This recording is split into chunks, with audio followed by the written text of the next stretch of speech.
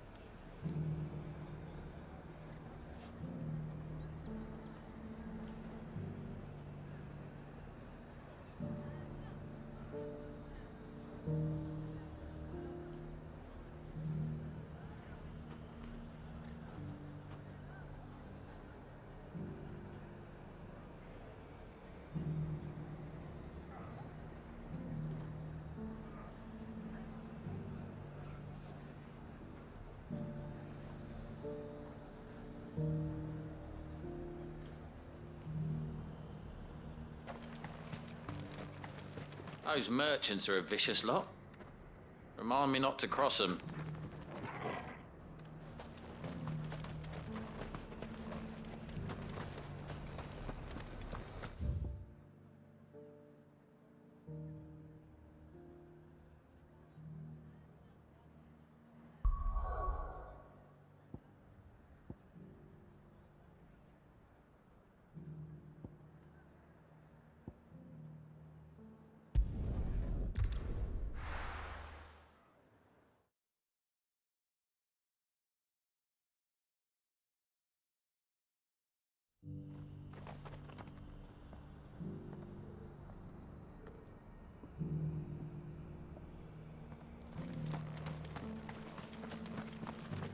Are you buying or selling?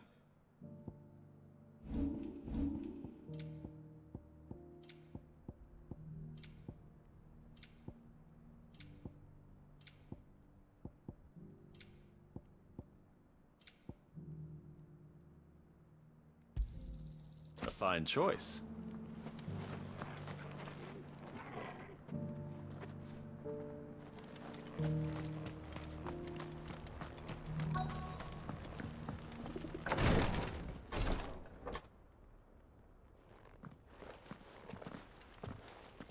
Your Grace, my lord, I trust your journey was not overly onerous.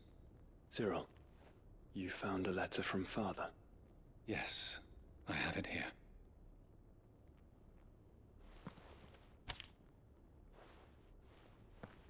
If you would do us the honor, my lord.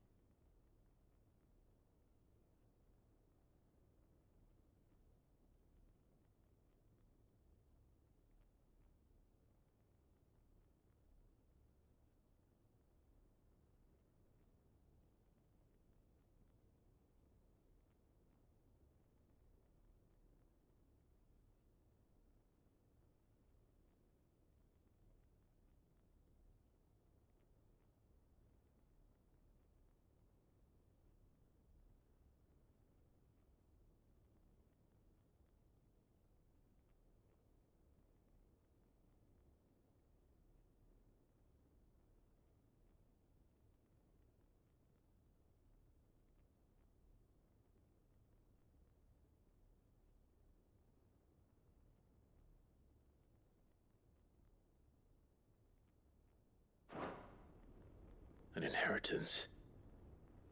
It would seem the late Archduke penned this missive shortly before his passing. The day before we left for Phoenix Gate. What are these plans he spoke of? His plans for the duchy, Your Grace. Your father entrusted them to my predecessor, the former bearer of the Burning Quill, who entrusted them in turn to me. The complete emancipation of bearers is their stated aim. But your father's dream did not end there. His Grace also spoke of building hospices to care for those stricken by the curse. and the founding of a new university to further the development of non-magical technologies. With the blight spreading ever more widely across the Twins, Archduke Elwyn saw this as the only means of securing Rosaria's survival. He wished to see men and bearers treated as equals. To see centuries of common wisdom overturned. Small wonder he did not think it achievable within his lifetime.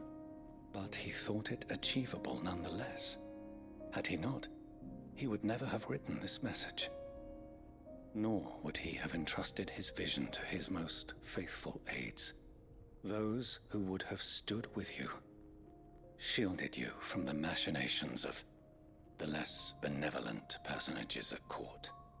It's a pity only they are still with us. 'Tis true that those most loyal to your father were the first to suffer the Duchess's wrath. But one at least remains, and she has come bearing gifts. What do you mean? Mayhap it is better that she explain, my lord. After all, the duties entrusted to me by my predecessor extended only to recovering His Grace's will and arranging a meeting with the one who might execute it, or a part of it at least. And where is this woman? She awaits you in the archive, Your Grace. Thank you, Cyril. Shall we then?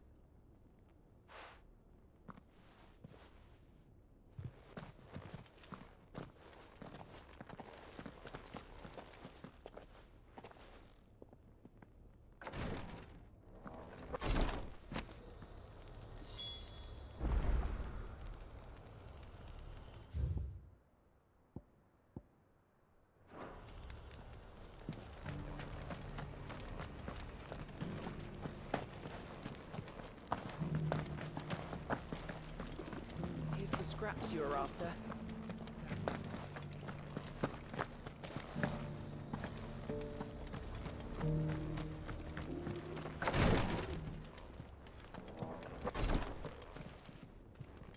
Lord Marquis, if you have a moment. What is it, Cyril? One of our brethren lately journeyed across the strait in order to pursue a new avenue of inquiry in our ongoing investigation. He sent an owl some while ago, but we have heard naught from him since. Was he surveying another fallen ruin? No. The object of his study was a savior cult that has arisen in Ash in recent years. We believe it may have some connection to the Circle of Malleus, an ancient religion that worshipped Ultima as its god. By gaining an understanding of this new faith, we hoped to learn more of the Circle's original beliefs. And so you sent one of your brothers to Ash? A continent teeming with orcs and Akashic? Fully cognizant of the risks, yes. I entrusted the mission to one of the most able of our order, the Third Chair, a master of the arts of combat and survival both. Though he has been silent for some days now, I have thus far refrained from sending any others in search of him, lest they be lost in turn. Yet, it seemed only right to inform you of the situation, given your unique experience of the perils of Ash. For as you so earnestly advised me, it would not do to abandon a man to his fate, when he might yet be saved. It would not. But Ash is a big place.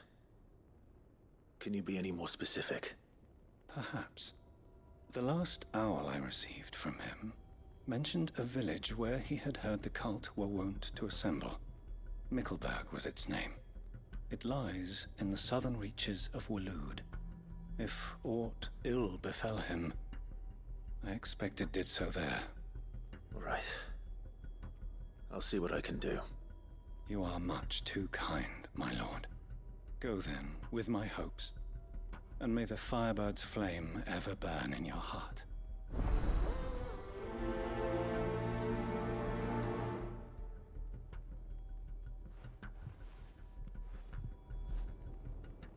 When last I heard from him, the Third Chair was bound for Mickleburg. If you mean to seek him out, my lord, I can think of no better place to start. News has reached us of the black bulk that soars over the strait. Lord Cyril has ordered our survey teams to investigate it forthwith. It would seem that your battle is coming to a head, my lord. I pray that you and your brother will emerge victorious. May the Firebird's flame burn ever in your hearts, and guide you back home safely.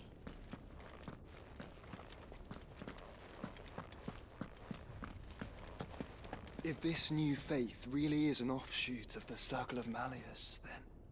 Let's concentrate on finding the third chair first, shall we?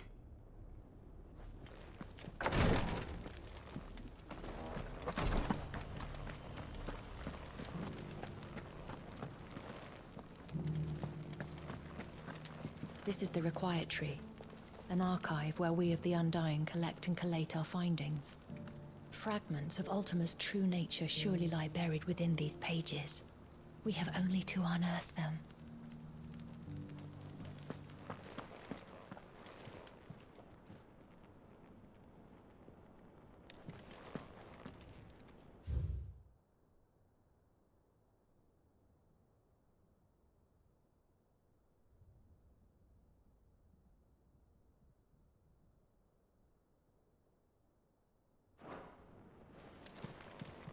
The Undying are not the only secret fellowship in this realm, you know. There are others, each working for their own ends. Why, not so very long ago, a society committed to discovering how one might cast magics without a catalyst was found to be operating throughout Valisthea.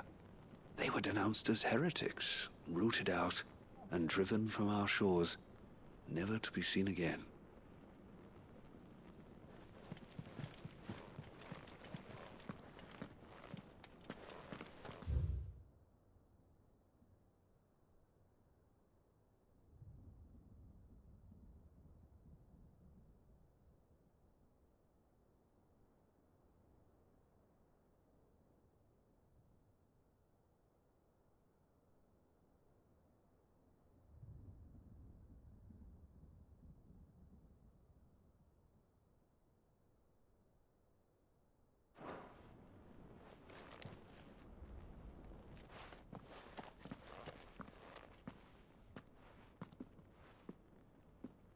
My lord, your grace.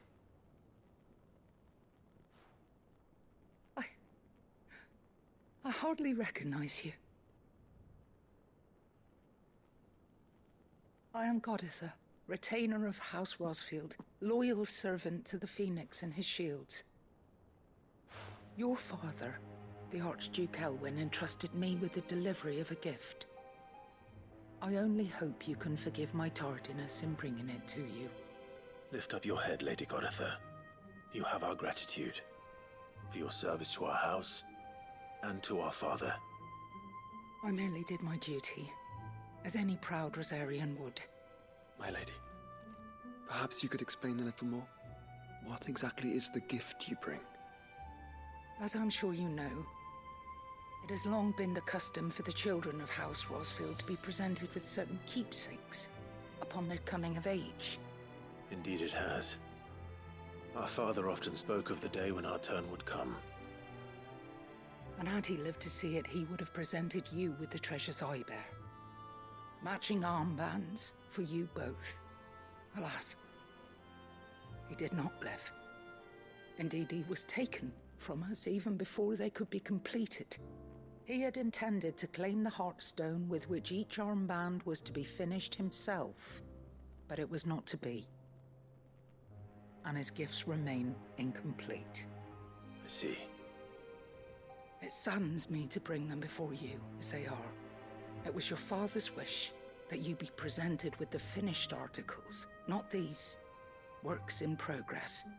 But with his grace long since gone, and the stone left unclaimed, I had little choice. You are grown men now, and his house is yours. And while I would not presume to insist upon your claiming the Heartstone in his stead, I know that nothing would have pleased him more than for you to do so. Thank you, Lady Goditha. What say you, Clive? What else? Of course, my lady. May our father's will be done.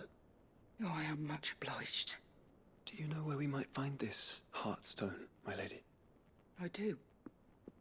Though it may be a matter of a good deal more than simply happening upon it. It is found in the bellies of elder griffins, you see. We do at least know where to find one. A certain specimen has made its nest in Titan's Wake, not far from here. A certain specimen? You are most perceptive, Your Grace. In answer to your unspoken question, yes. In fact, this is the very same beast your father meant to slay. I have been tracking its movements since you were but a boy.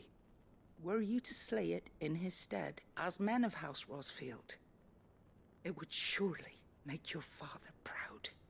What say you, Joshua? What else?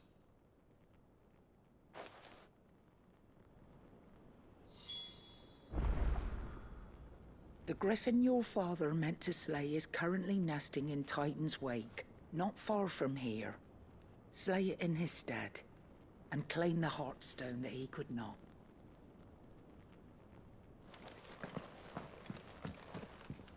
Titan's Wake is to the south of here. But we must not be hasty. The good lady has been disappointed once already.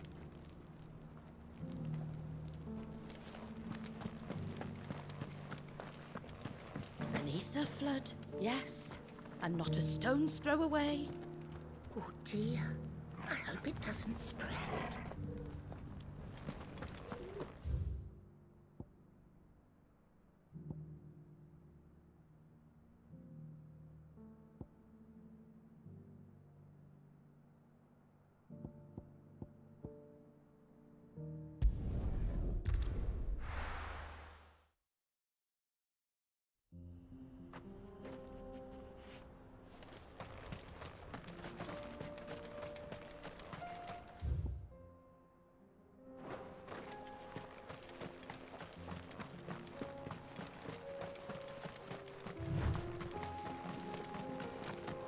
Eyes peeled, Joshua.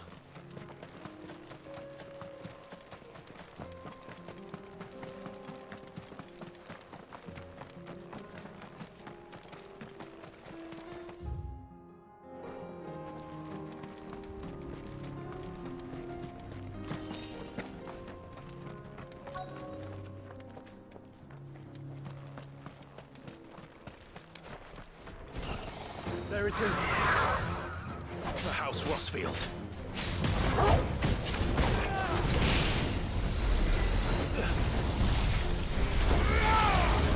Get him.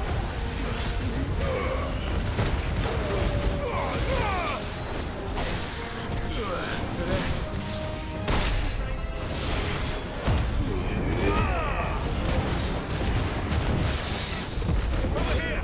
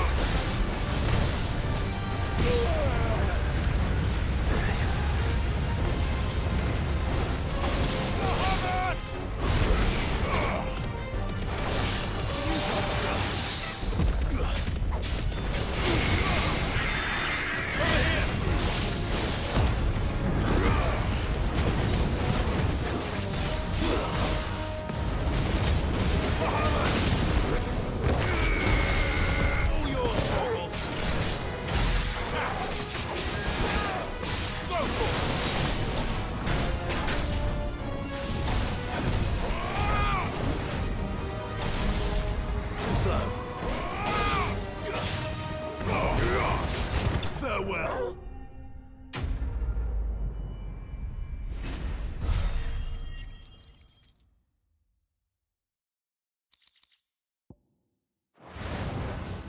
Is this the Heartstone?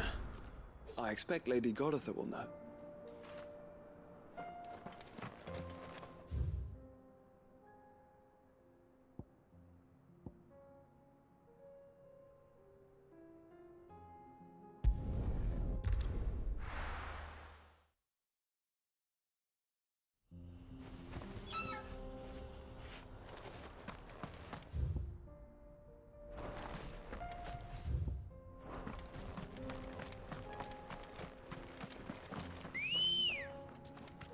Good girl.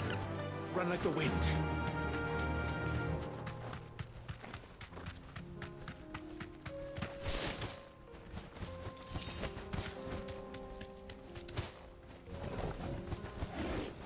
Here we are again.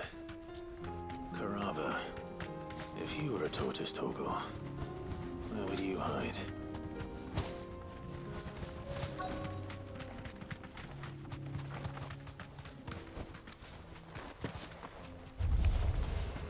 Looks like we found him.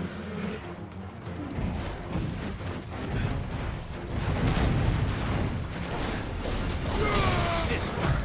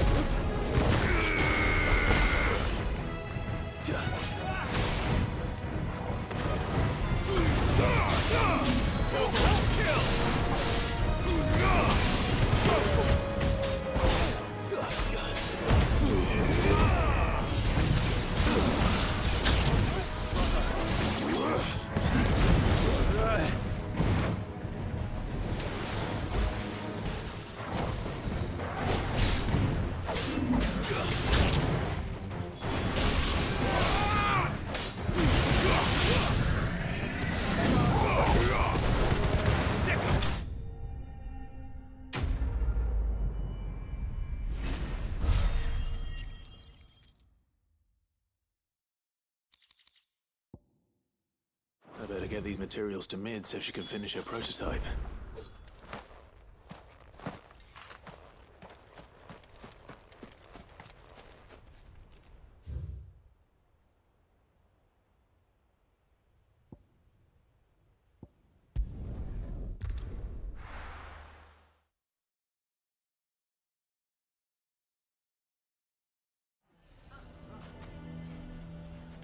Why the hell would Victor take the bearer's side?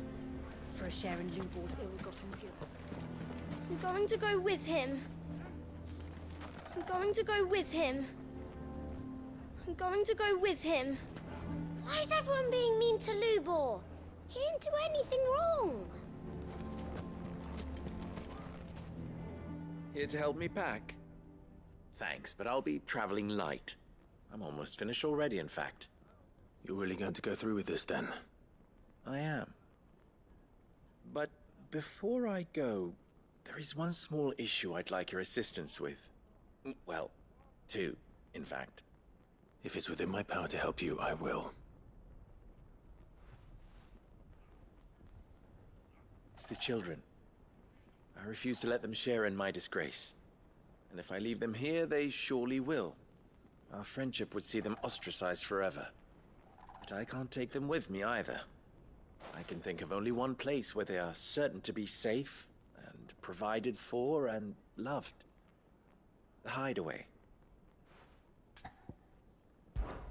Of course. The children would be more than welcome. Thank you, Clive. I will not forget this. Lubor, are you still here? What is it, Ferda? You look pale. There's been a flood in the Velcroy, a damn big one. The League of Outlaws encampment was completely submerged in ether. What? Every last one of the bastards has turned. And they're headed this way. Bandits are one thing, but Akashic bandits are quite another. The town guard won't stand a chance against them. We need to evacuate. There's no time to lose. Ferda, gather the men. The Akashic may strike at any moment. We must make ready to cover the townspeople's escape. Well, what are you waiting for? Yes, my lord. Clive, change of plan. The children stay with me for now. I need you to find Conrad and Natalie. Tell them to prepare for a full and immediate evacuation. Understood. I'll do what I can to convince everyone else. Wish me luck.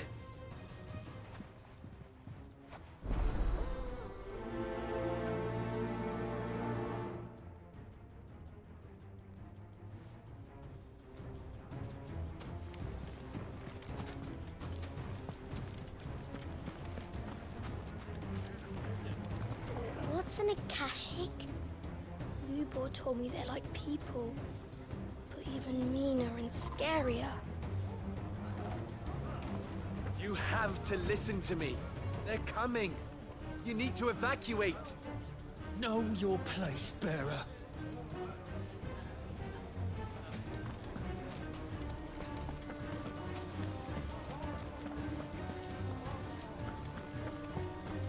Why do they always have to make such a fuss outside? It's driving away our customers. How long do we have until these Akashic arrive, do you think?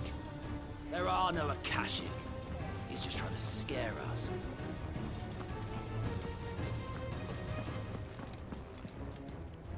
Huh? What's the commotion? That snake spitting his lies again by the sound of it.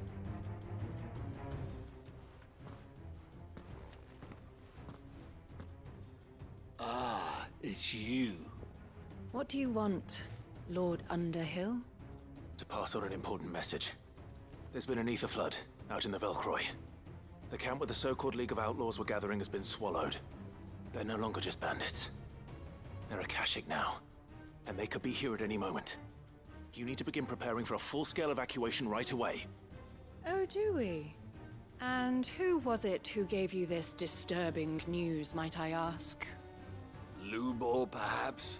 The man spreading the same poison out in the square as we speak. You may believe his lies, my lord, but we know better. But why would he lie about something like this? Some twisted attempt at revenge, perhaps. If he had not been unmasked, he may well have been elected our leader. A great honor for one of his kind. One he might well feel aggrieved at having been denied. Lord Underhill, forgive me, but it has become all too evident where your sympathies lie. Lubor cannot be trusted, and neither, therefore, can you. You may not trust me, but for the sake of your people, ask yourselves if there is any chance that this is true. There isn't. You can be certain of that. Now be off with you. You're making a mistake.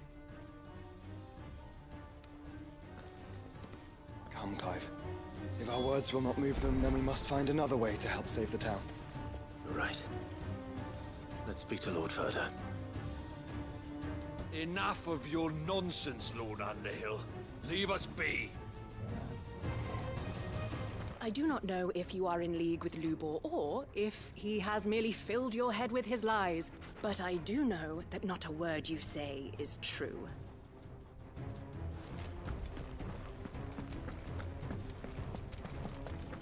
Why do they always have to make such a fuss outside? It's driving away our customers.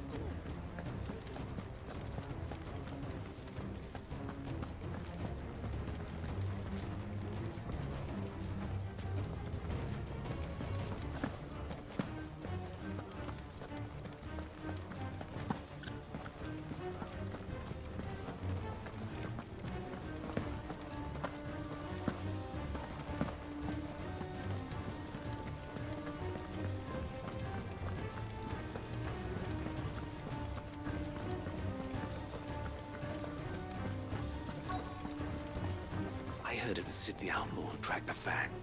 But if that's true, it would mean he was the one who killed Lord Kupka too. Can you believe it? The mighty Titan, bested by some common criminal.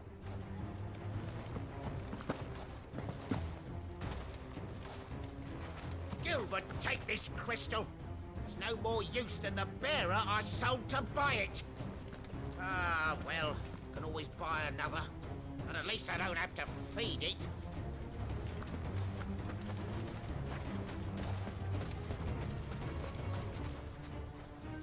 Lord Furder. Sid, what's wrong? I went to warn Conrad and Natalie about the Akashic, but they wouldn't listen. They've convinced themselves that nothing Lubor says can be trusted. The bloody fools. Which means the town guard can't be counted on for support. But I can. If there's anything I can do to help you defend Dalamil, you only have to ask. I appreciate it. Sid! Further! I've been looking for you everywhere. Victor? I thought you'd left. I couldn't abandon a friend in need. And Lubor is in need at this very moment. Come quickly.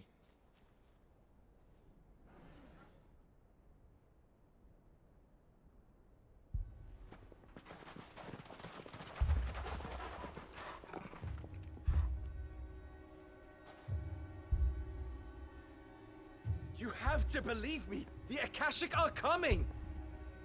They don't eat, they don't sleep, they don't tire, and they don't care who they kill. They're unlike anything that's come before. There will be no parley, no mercy granted! We may have saved the town once, but this is different. I do not ask that you forgive me, but please believe me. If you do not run, you will die. You will all fucking die!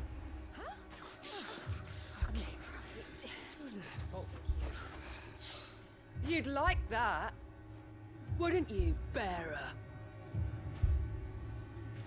Yeah, with us out of the way, your kind will be free to claim Dalamil for yourselves. You should run! Run, bearer! Yeah, run! Run! Far away! Run! Just go on. Yeah. Yeah. Yes! Go. Come on, then. Go on, go! Just go. Lubor. Wait. Someone's coming. Go. Come on. Stop! You're hurting him!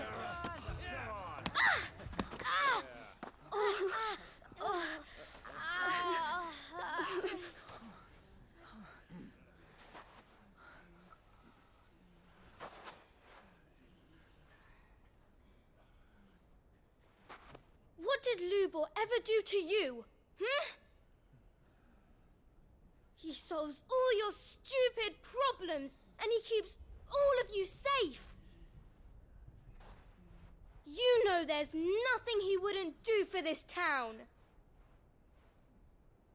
Who was it who made that cleaver you use every day, Conrad? And what about your counting table, Natalie? Who fixed that? Whose men make sure the streets are clean so all your boots don't get dirty? Who spends all day, every day making sure things run smoothly round here? And none of you ever say thank you. Ever. But did Lubor ever complain? Well, does Does he ever stop smiling? He keeps this whole place going! And you act like he doesn't even exist!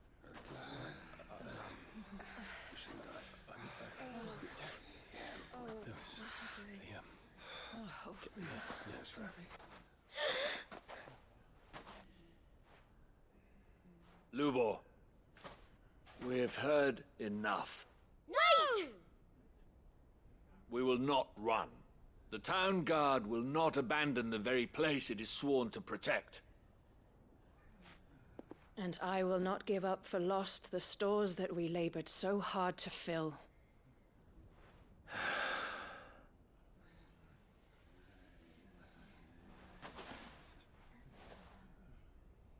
So tell us, how do you propose we deal with these Akashic of yours?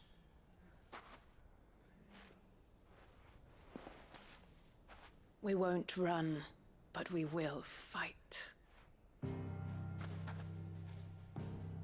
All right, then.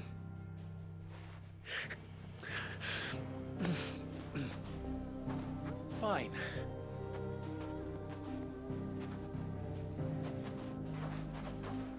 Gather round if you don't want to die.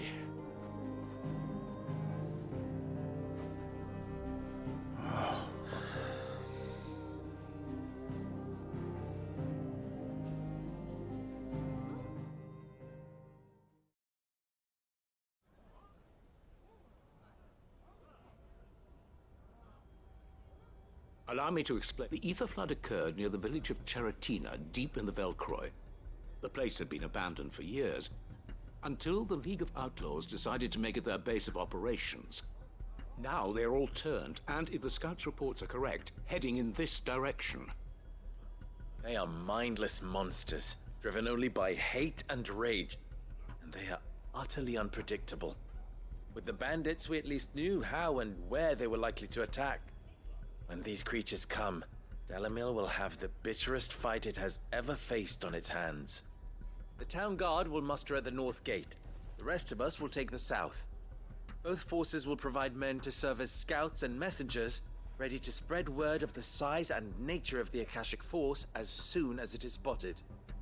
And as soon as it has been, we will converge on its position and see that it is driven back from Dalamil at all costs.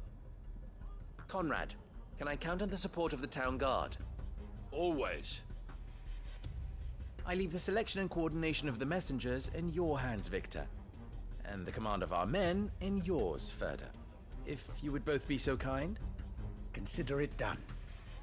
As you wish.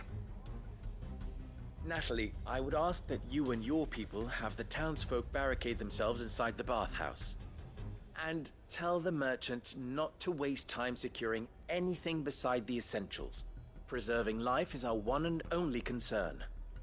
As long as we survive, it doesn't matter what trinkets we might lose. Our riches can be regained. And if anyone doubts that, let it be known that the Briar's Kiss stands ready to cover any losses. Very well. I shall tell them. Where do I fit into this plan? Where else but the most perilous place of all? I would like you to travel to the home of our erstwhile League of Outlaws, Cheratina itself. The main host is most likely still there, and Dalamil will not be safe until it is eradicated, root and branch. A little gardening. How pleasant. I doubt it. I have a feeling these weeds will be particularly stubborn. Luckily, so am I. So you are. All right then, we all know what we have to do. Now it's simply a matter of doing it. For Dalamil.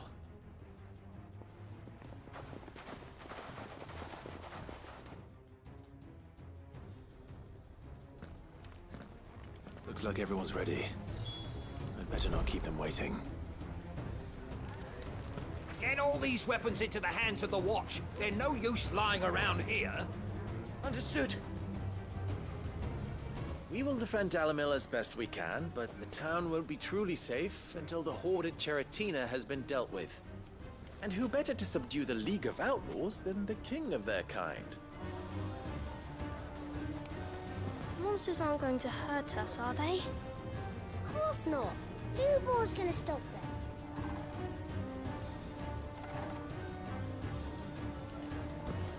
Come, everyone! To the bathhouse!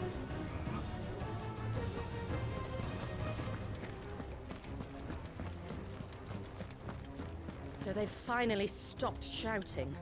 But you just know that when this is all over, they'll come piling back in here to drink themselves stupid. And I'll be the first to welcome them. If we're still alive.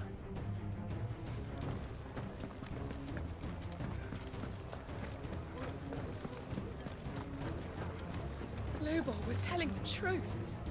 There is an army of Akashic on its way. Oh, gods. Save your prayers.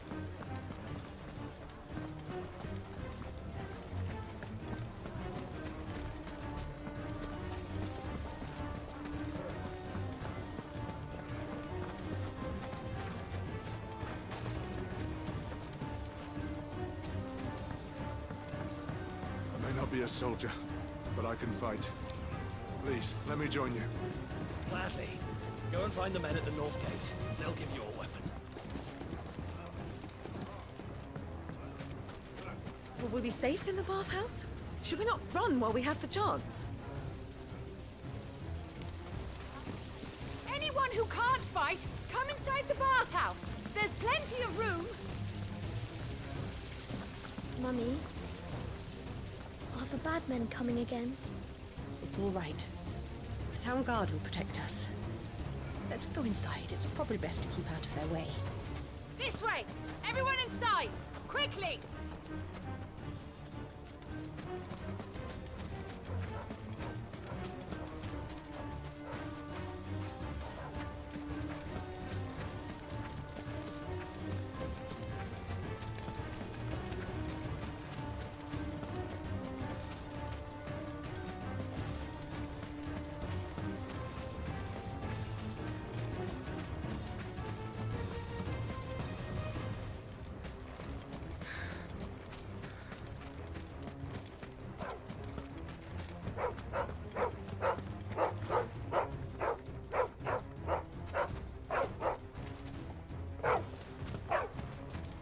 Everything here is for the use of the Town Watch.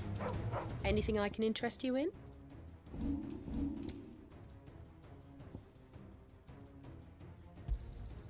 My thanks. Here you are. An excellent choice.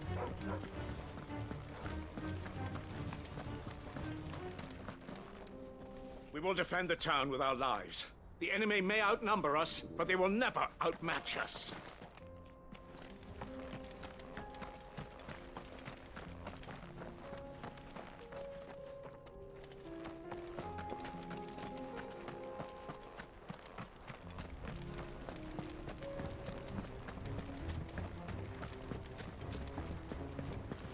The Akashic are coming. Why did I sell that blasted bearer? He could have kept them from me. Calm yourself. We'll be fine. We just need to hide in the bathhouse until it's all over.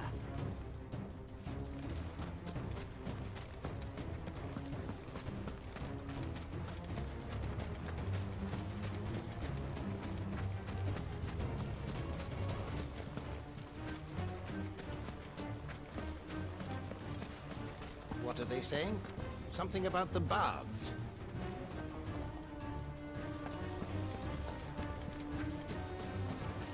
Will we be safe in the bathhouse? Should we not run while we have the chance? I may not be a soldier, but I can fight. Lobor was telling the truth. Come, everyone! There is to the an bathhouse!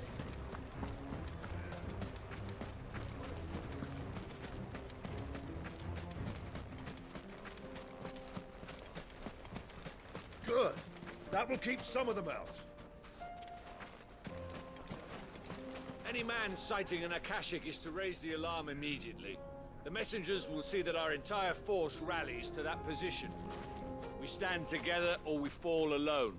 Do not forget that. Dalamil will be safe with us. You have my word.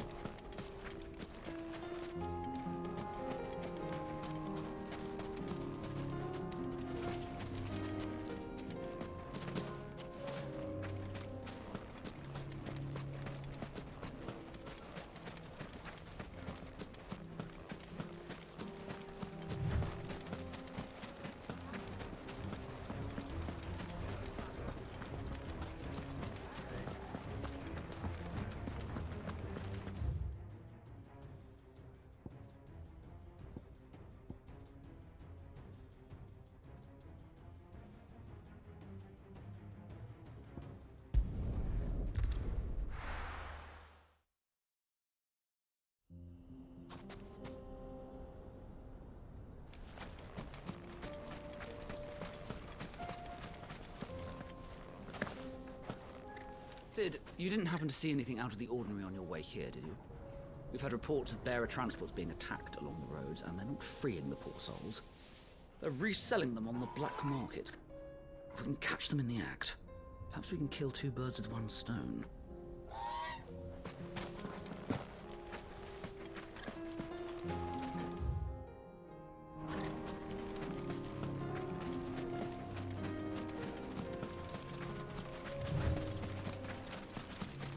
There it is.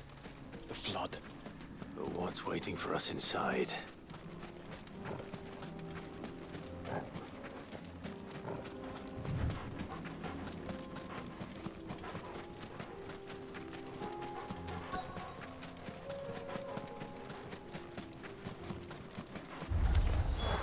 We can't leave a single one alive.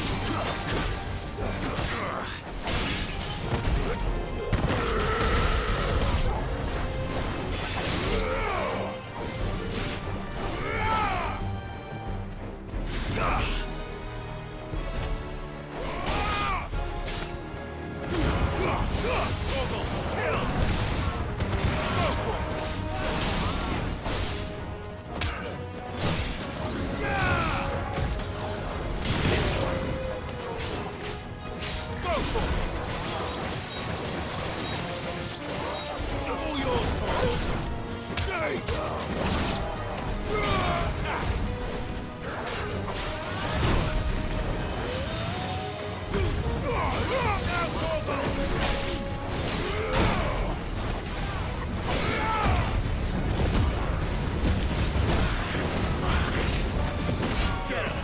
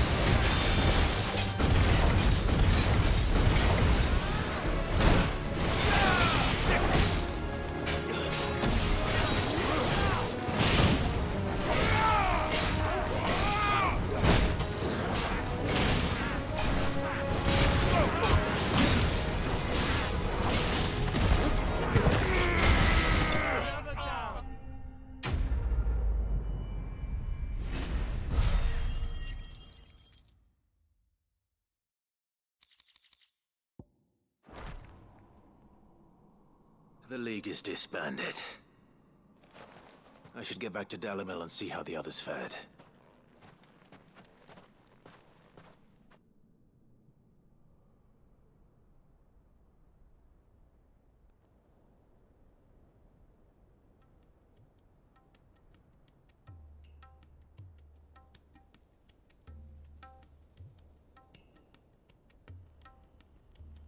All the Akashic we were able to find have been dealt with. Seems that might be the last of them. Last of them here, perhaps. Lubo, Sir Clive has returned. Clive! What news from Charatina? It's done. Root and branch. I knew you wouldn't let me down. Thank you, my lord. Friends, the Horde has been driven back. The Akashic have been defeated. And we need not fear the arrival of any more, thanks to Clive. Victory is ours. We bloody did it! We saved Dalamil. Lubor, allow me to apologize. After all you have done for this town, we should never have doubted you. But we did. And for that we are truly sorry. We only hope that you can forgive us. We need you, Lubor. Dalamil needs you. So, if you would still like to be considered for the position of mayor, you have our backing. You do remember that I'm a bearer, don't you? We do. But that is not a stain on your character. It is a stain on ours. We thought only of what we perceived bearers to be, not what you truly are. The man who saved Dalimil twice over. I see. But I will only accept your proposal on 2 conditions. Name them. Firstly, that you will both do everything in your power to rally your people to my cause. If the Town Guard and the Merchants League do not accept my leadership, it will be doomed from the start. Unity is the key to defending Dalamil, and I do not doubt that we shall need to call on our combined strength again. When that time comes, I will expect us all to pull together, just as we did today. Of course. You have our word. And secondly, you will accept that if I am to lead you, the mistreatment of bearers must end here in Dalamil. Any bearer within our walls shall be afforded the same rights as any other citizen. They will not be judged by what they are, but who they are. As we failed to do, and came so close to losing everything. We agree to your conditions. And we have only one in return. That you continue to work for the good of Dalimil, as you always have. Condition accepted. Well then, it seems my mayorship is all but confirmed. Do I get some sort of special hat?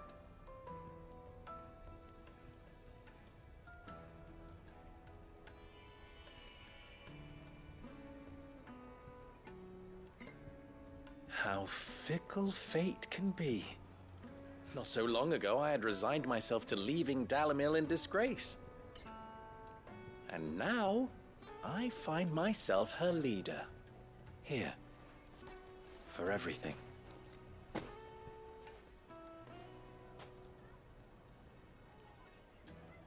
Lubo.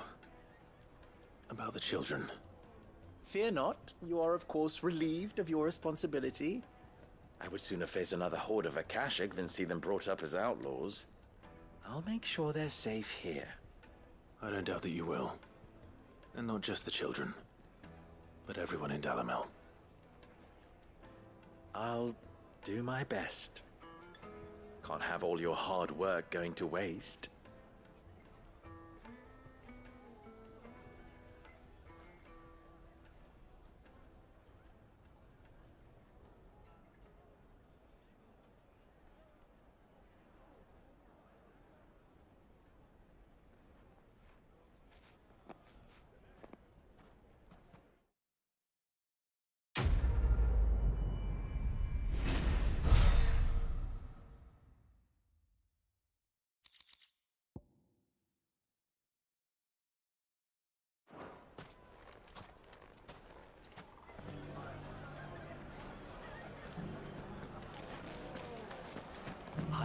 knew I was right not to give up on Lubor. He'll make a wonderful mayor. You mark my words. Aye, he served the town well enough, but then he is a bearer, born to serve. Long may it last.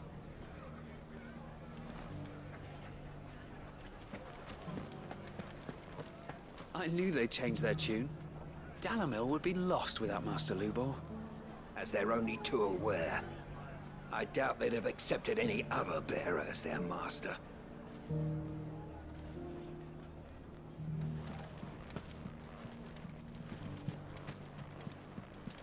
I shall devote my every effort to creating a haven for man and bearer both. Just like a certain someone else I know. Someone to whom I owe a debt of gratitude. From bearer boy to mayor of Dalamil, how far Lubor has come, and how richly he deserves it. From bearer boy to mayor of Dalamil, how far Lubor has come, and how richly he deserves it.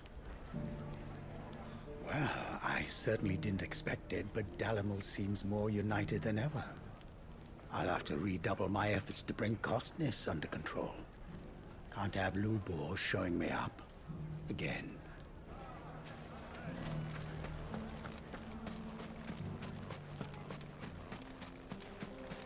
You were with the Men of the Rock, weren't you? Thanks for your help fending off the Akashic.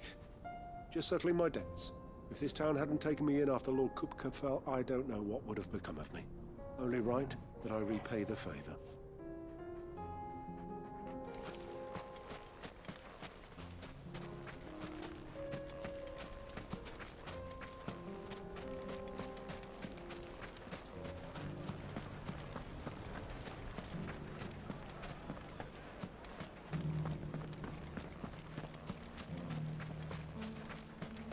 What do they mean? I never mistreat my bearers.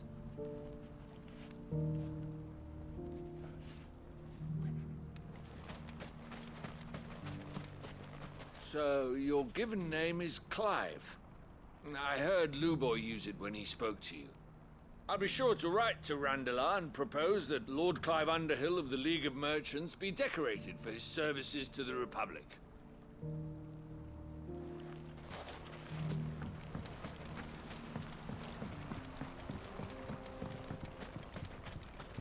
The bandit problem may be done and dusted, but our watch continues.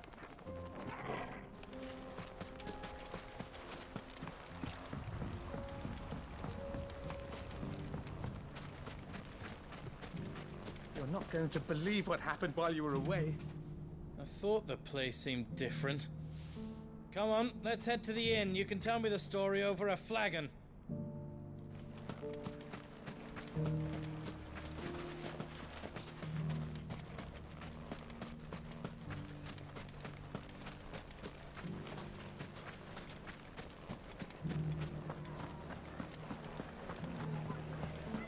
Bearer or no, Lubor saved this town.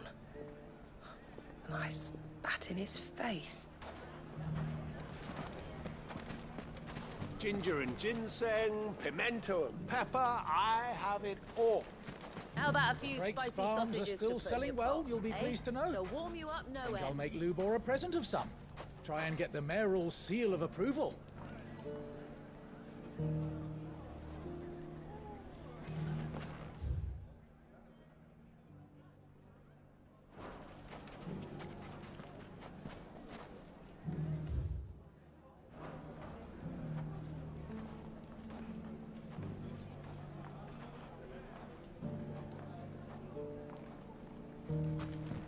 So, you're going to join the Watch after all, then? I am. Working down the mines made me strong. It's time I gave something back.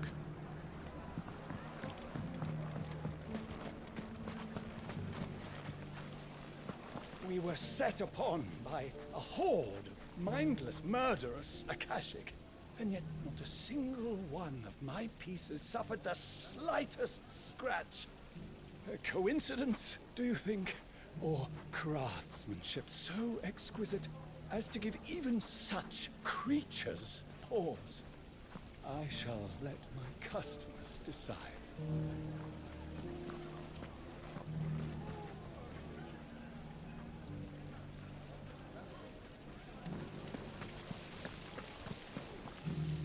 Come and bathe in our healing waters. They'll fill you full of vim and vigor. Just the thing after a hard day's labor. Can I be the mayor when I grow up? You can, son. So long as you always think of others before yourself. And earn the love and trust of all of those around you.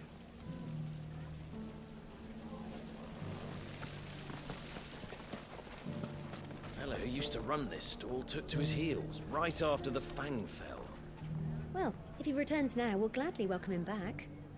As a customer.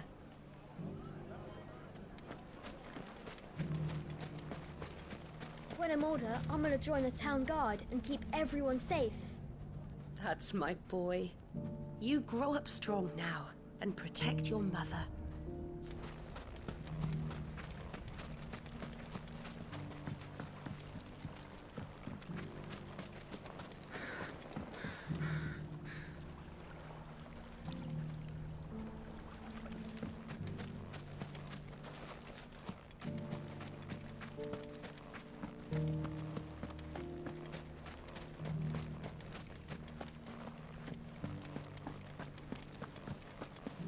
Nothing to report.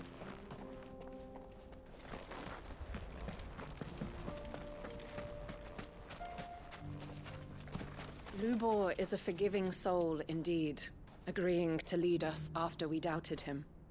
I fear that I doubted you too, when first we spoke, Lord Underhill. Never have I been happier to be proven wrong.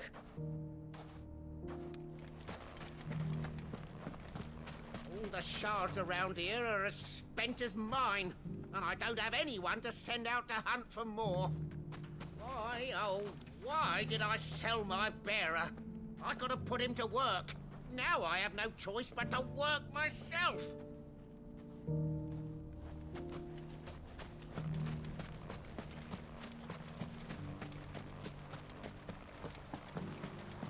So, Lubor is to be made mayor.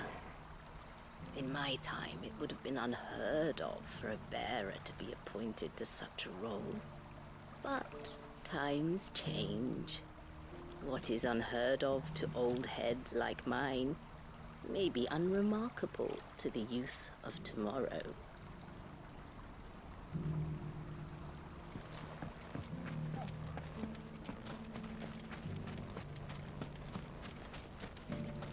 You there. How would you like some fresh Gizal greens? 2 bunches for 3,000. I'm practically giving them away.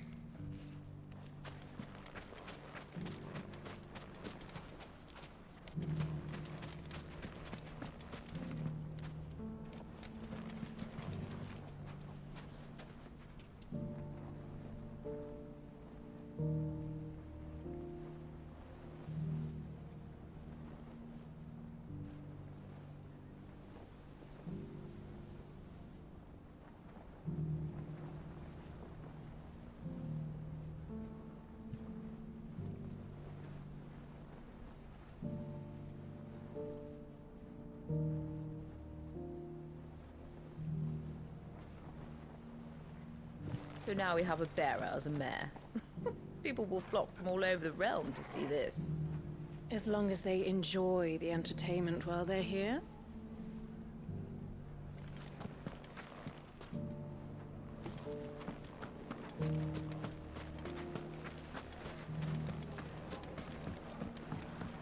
So, you're going to join the watch after all? How about a few spicy sausages to put? Ginger and ginseng, pimento.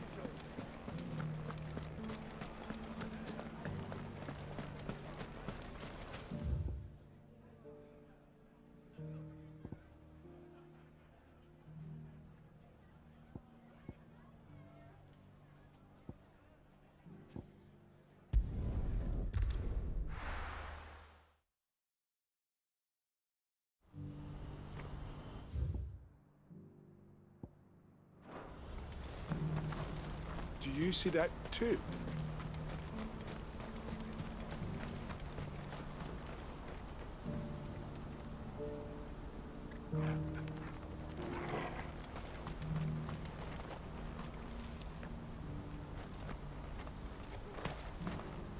There are many variations of the Zemeckis legend, but almost all agree that man was punished for presuming to set foot in the sanctum of the gods. Some describe it as holy, others heavenly, which is to say, of the heavens. Could it be that the baleful mass that now glowers over us is this very sanctum? Have the gods returned to pass judgment upon us once more?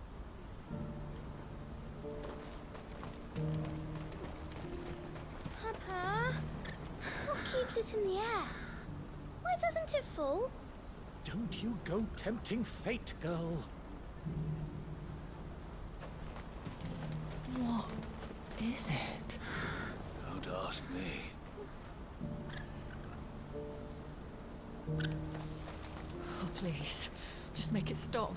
Make it stop. I'm scared. It's all right. I'm here. Nothing good's gonna come of this, I'm telling you. Just looking at it's enough to send a shiver down your spine.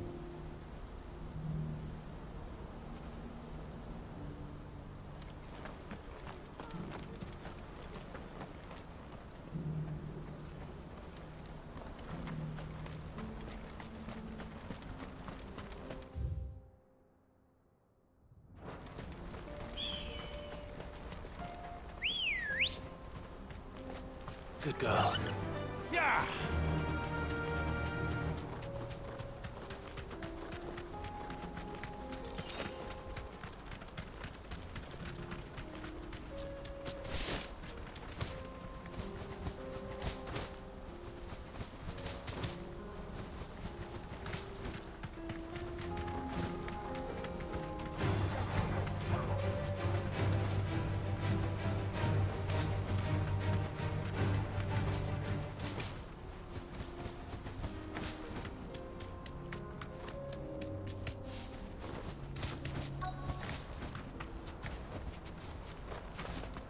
Can't be Rutherford, can it?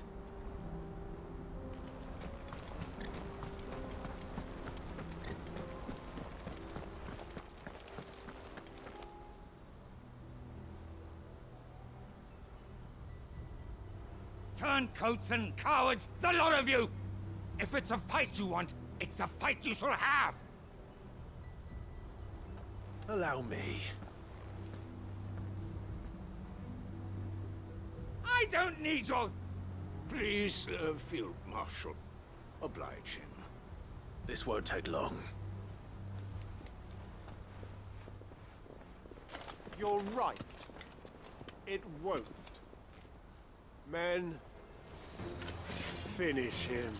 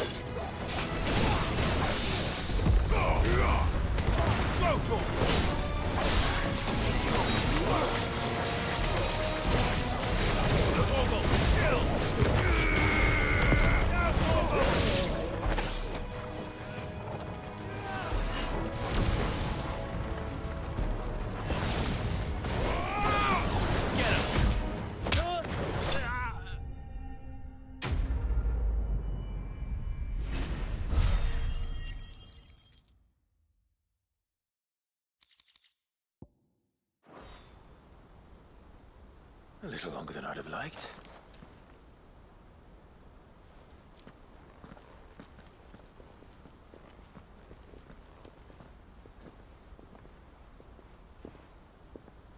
Field Marshal Havel, I presume. Are either of you injured? No, my lord. You arrived just as our escort turned on us.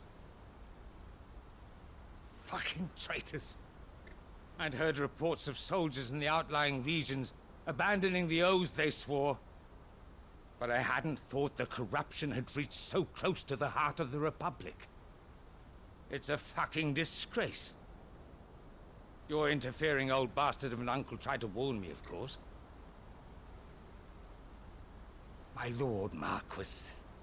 Or is Sid the Outlaw more to your liking? Call me what you want. It doesn't change who I am, or the urgency of the message I bring.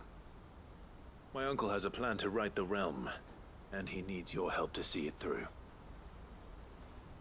Before I agree to anything, I'd have you answer one question. What do you stand to gain from all this? I won't deny that I might benefit from further chaos. But I seek a new beginning for all of us.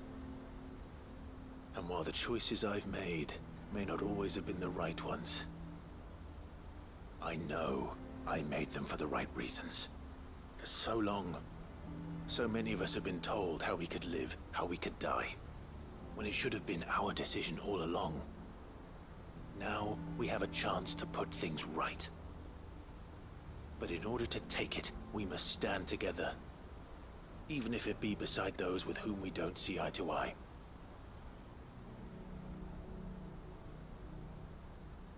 Certainly not the words I expected from an outlaw. But perhaps your uncle was right. You are no ordinary outlaw. I'll never hear the end of this. All right. I'll start by ordering my most trusted guard to bring the Dhalmekian fringes under control. Next, I'll make contact with my counterparts in the Imperial Army and see if I can't convince them to try and restore order in their own territory. Thank you, Field Marshal. But they are not the only ones we will need to convince. What do you mean? I don't doubt that I can bully some sense into a few generals. But those they answer to require a different kind of persuasion. And when it comes to honeyed words, well, we will need an envoy. One who can court even the most stubborn of statesmen. You, perhaps. I'm flattered. But I'm no diplomat either. And I have other problems to attend to. What we need is a skilled arbitrator. And I may know just the person. Is that so? And would he happen to be an outlaw too? Of a different kind, perhaps. Well, beggars can't be choosers. I suppose we'll all have to find a little of the outlaw in ourselves if we're to make it through this. Very well. Send your man to me right away. I shall.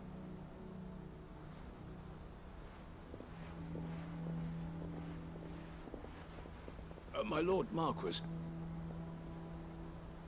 Your Lord Uncle bade me escort the Field Marshal to his manor in Port Isolde. And I will see that my associate joins you there. Very good, my lord.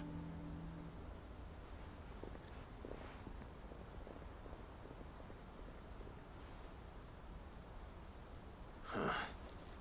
An envoy. I'm not sure I'm the man to talk anyone round. I can barely convince my brother to take his medicine. No. This is a job for someone with experience. Someone like Quentin. I hope I can convince him at least.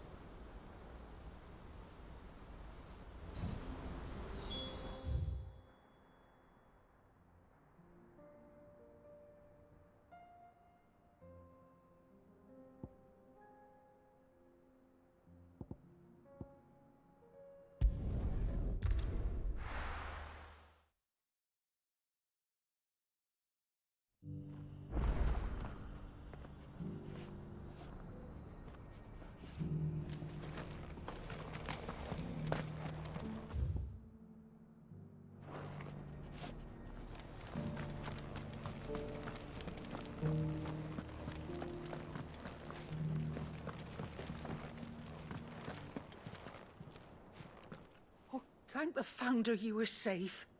The Griffin is slain then? And the Heartstone claimed.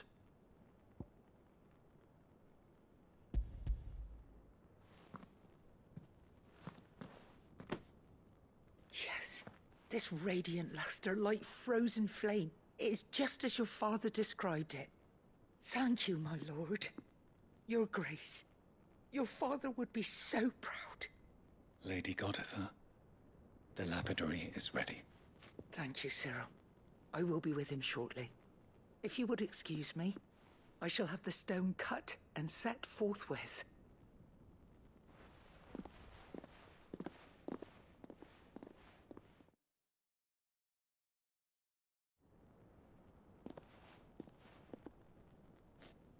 The armbands are complete. Pray, take them. They are yours, after all. Heartstone is harder and more enduring than garnet, or even ruby. It symbolizes unwavering will and devotion. And the graven vines encircling the stone represent the unbreakable bonds between you. It's a message. Father knew we had enemies both inside and outside the duchy. Enemies who would thwart his vision. Only with unwavering devotion would it ever be realized. And only if we stood together, as Phoenix and Shield, as brothers in arms. Only then might those enemies be overcome. Indeed. His Grace knew the enormity of the task he would entrust to you, his heirs. But this was more than just a message. It was a promise. That he would always be with you. Thank you, Lady Goditha, for remaining the steadfast custodian of our father's will. Forgive me, my lady, but there is something I don't quite understand. The Undying told me that after Father died, Mother claimed all of the ducal treasures for her own. Even if the armbands were incomplete, she would surely not have overlooked them. So, how were you able to keep them from her? Because I was the keeper of the vault. Though I was but a lowly servant, your father spoke to me of his intentions for the bands, of the deep love he had for both of you, and his hopes for your future. In the days before the disaster at Phoenix Gate, I discovered that the Duchess had ordered her jewelry be sent away from the castle. It was then that I knew she meant to betray us. I tried to warn your father, but it was too late. When word of the fire reached Rosalith, I knew my time was short. So I took up the armbands and I fled into the night. And thank the Founder you did.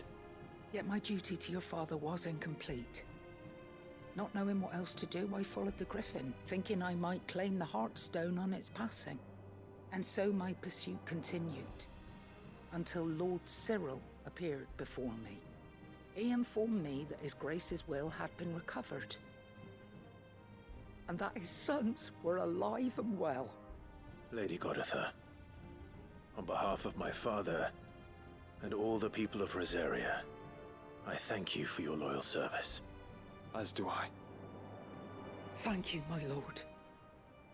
Your Grace, for coming back to us, for giving my service meaning.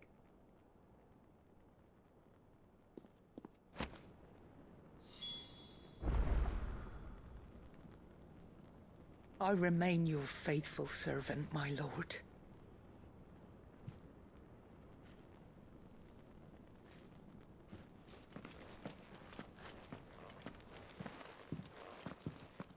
The bands suit you well.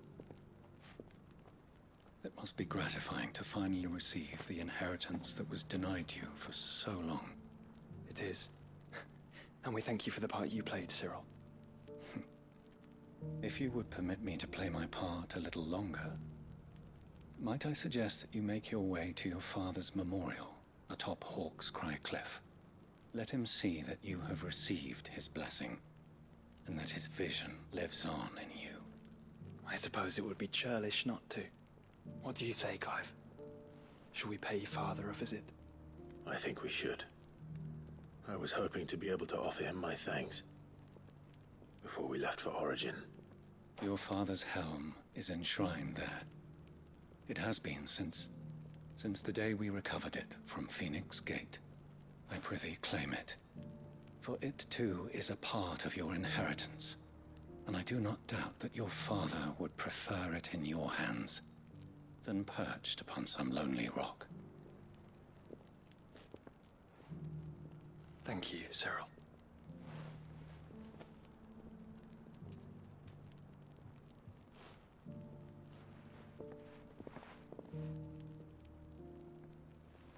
Come on, Clive. He's waiting.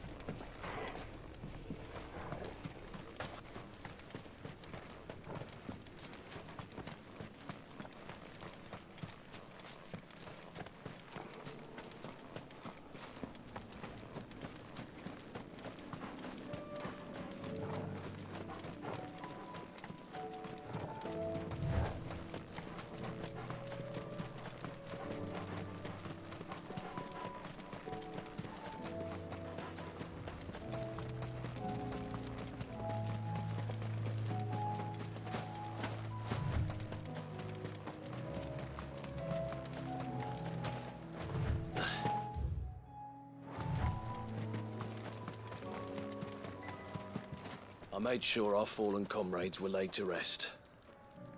And they can rest easy, knowing that their sacrifice wasn't in vain.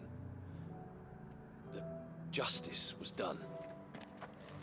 As for us survivors, well, we've just got to keep at it. Keep the family together. For their sakes.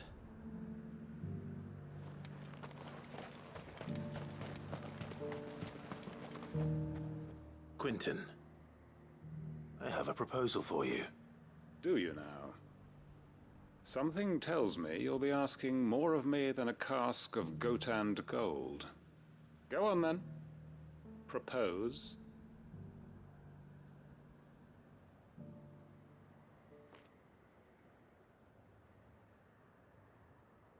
You'd have me convince the chiefs and chamberlains of the realm that they should simply swallow their pride and do the one thing that has proved impossible for thousands of years.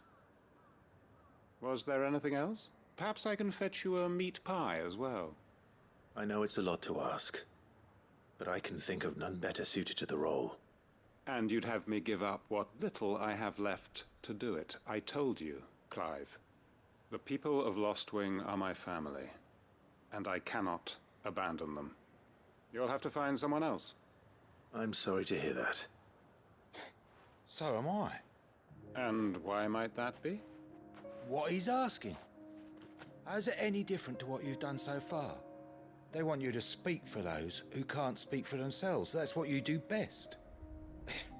If it's the vineyard you're worried about, we'll see that the grapes are picked and the tons filled. You know we will. It's not that. Then what is it?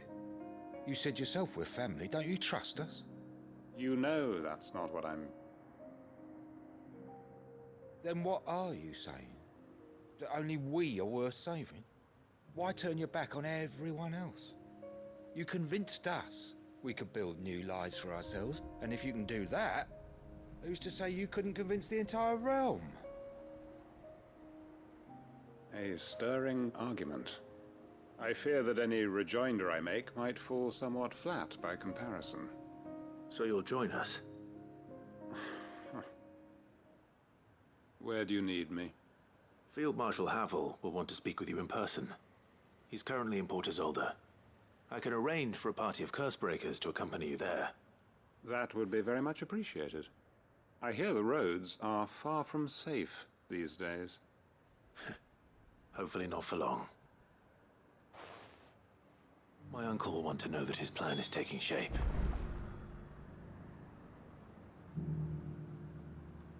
Any statesmen we speak with are liable to resist our entreaties if they feel that what little power remains to them is at stake. They must be dealt with skillfully. I shall not repeat the errors of my past.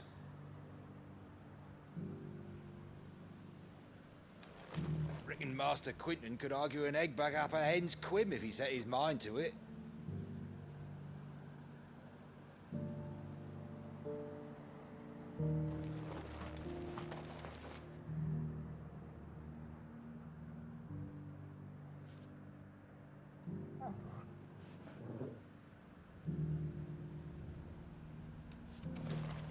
We may be bruised, we may be battered, but we won't stop fighting.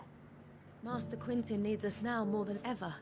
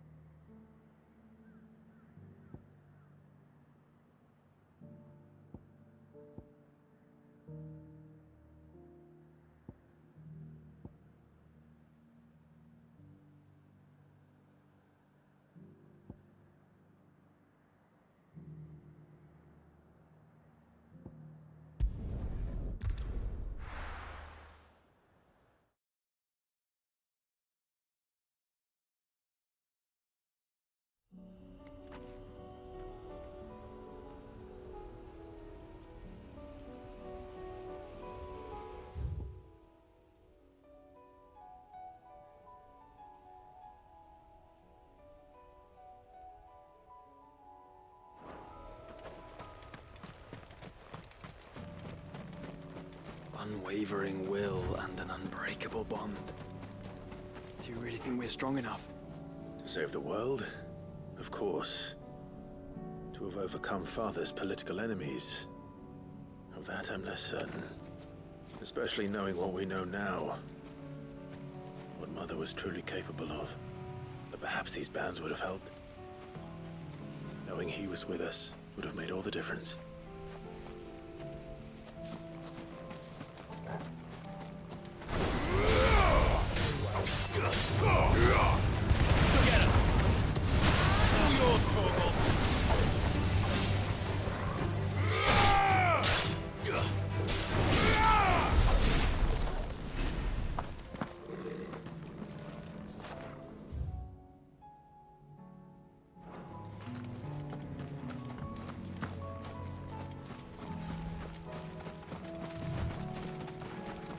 Caution, brother.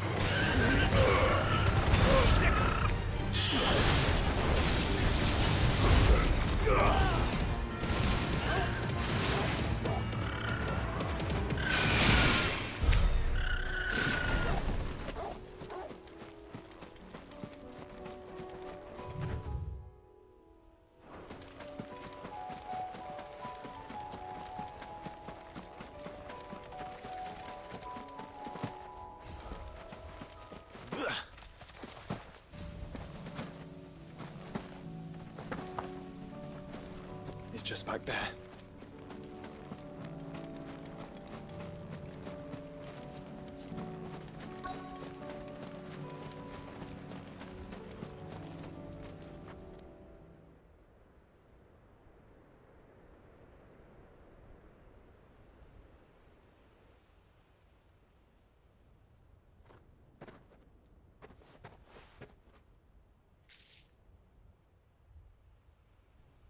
Father always fought for what he believed was right.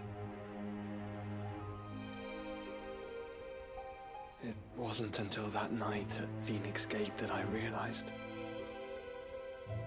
I had never fought for anything. I always had someone else to do the fighting for me.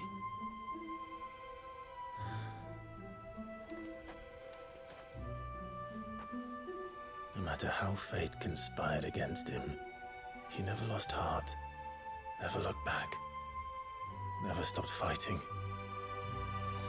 To me, he was the greatest of men. And I've been trying to live up to his ideals ever since.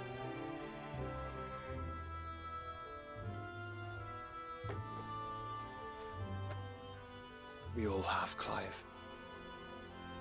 We all have. And we'll keep trying. Because that's what he would have wanted. What he would have done himself. Even if it meant standing against the very gods in the heavens. I shall be borrowing this, Father, if I may. That you might watch over us as we follow in your footsteps.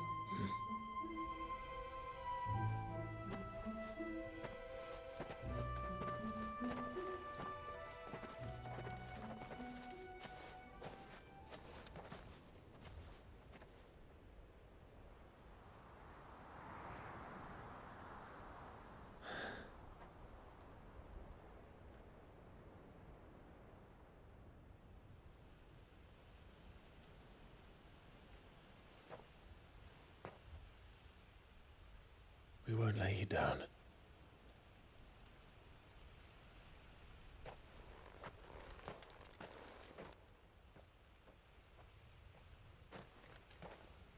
Onward then. Onward. To the end. And to a new beginning.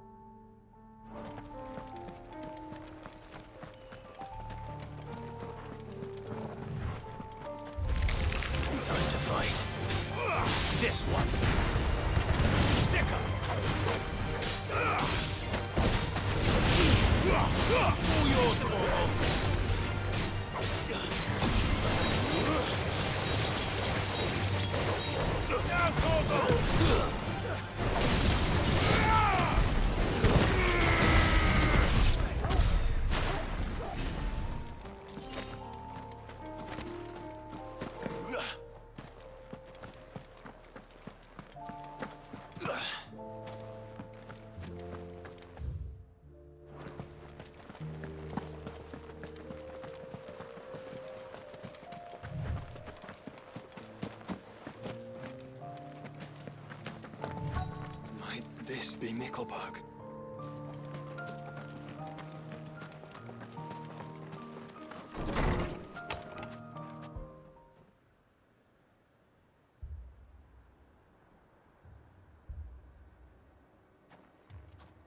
These people aren't turned. And the village seems safe enough at least.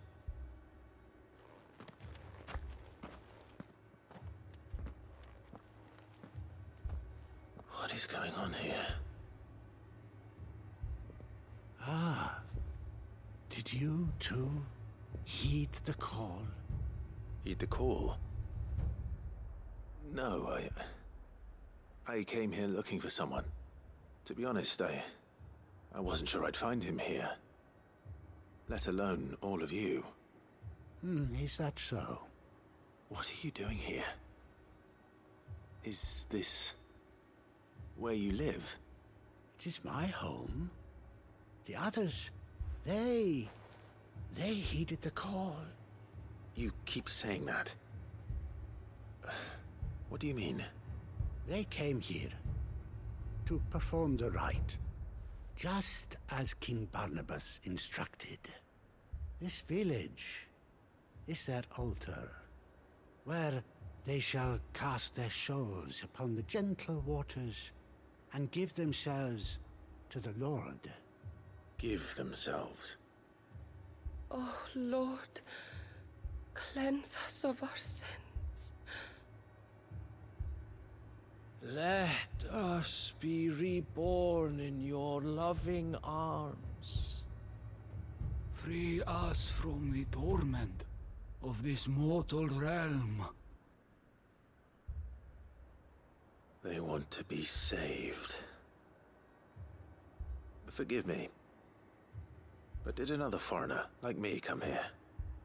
He was probably wearing a cowl. You mean the traveler from Stone? Yes. He's staying at my house, toward the rear of the village. Thank you. If you don't mind, I'll go and greet him. They seek the same salvation Barnabas did. At least the third chair still lives. Let's go and find him. Your friend with the cowl has been staying with me. Please, make yourself at home too, traveler.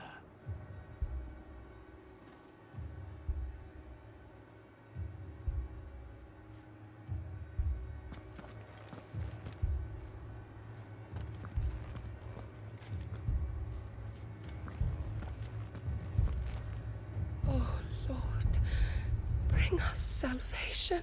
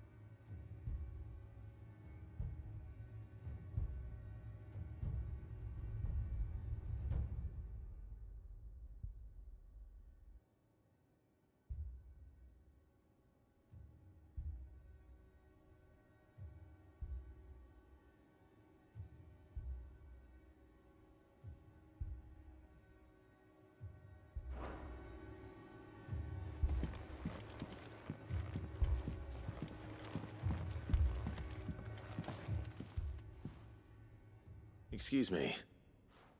Are you with the Undying? I am. And so it would appear, are you?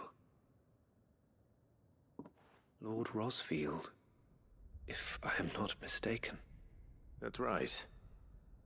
And you must be the third chair. I am. Cyril was worried for your safety. He sent me to find you. Then I must apologize. I did not mean to trouble the bearer of the burning quill. Much less you, my Lord Marquis. He said that you had failed to report. Is there a reason for that? I came here to study the followers of this new faith. But the more I learned of them, the more my own faith began to falter.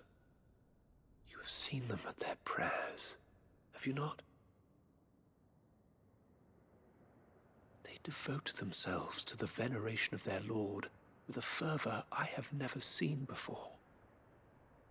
Praying night and day that they might be rid of their wicked wills and reborn in their Saviour's light. Not that they might be granted respite from their worldly woes, but so that they might continue to serve him. Serve him with all of their beings. I, too, swore to devote my life to the service of my Lord and Master, but this... 'tis different. It is more. And so I would see it through to the end. See these people safe, that they might achieve their dream. That they might do their duty to their Lord. Even if it should keep me from doing my duty to mine. You do understand what their dream is, don't you? I do, my lord. They would cast aside their wills and become Akashic. I know that it may be hard to believe, but to these people, that is the very essence of salvation. Forgive me, my lord, but I must remain here. If you are to return to Master Cyril, I would consider it a great... Did you hear that, my lord? Something is happening. I'll go and find out what. Stay here.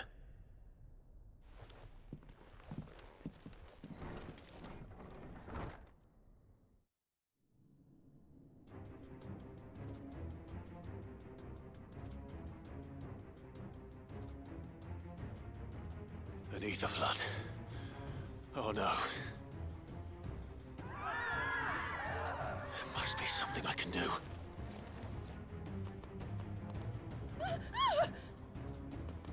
Echoes as well.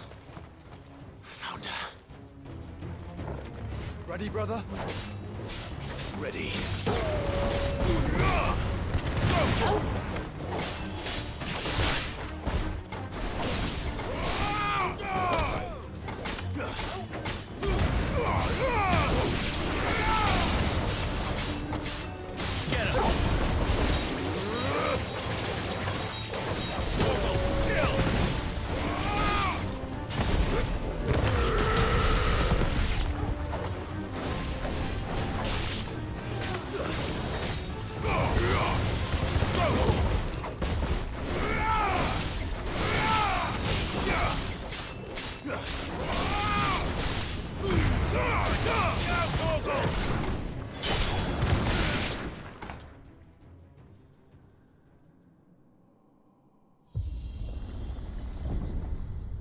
What now?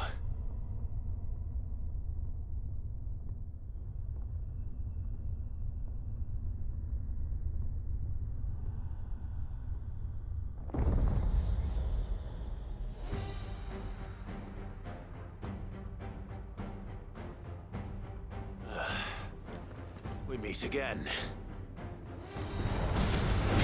I've killed your kind before.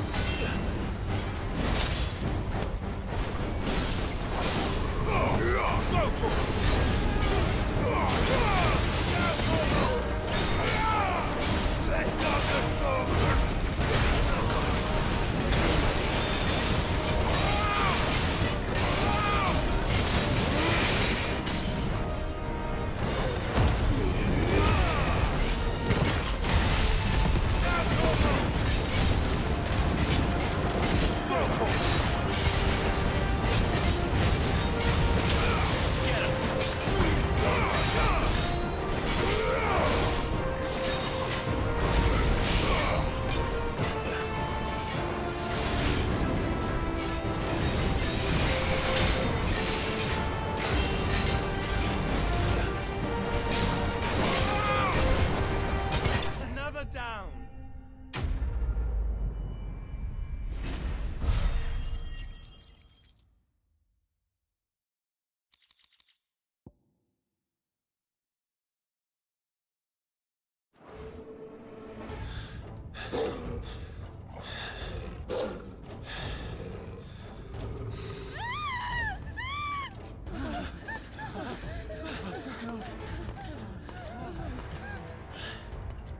Damn it.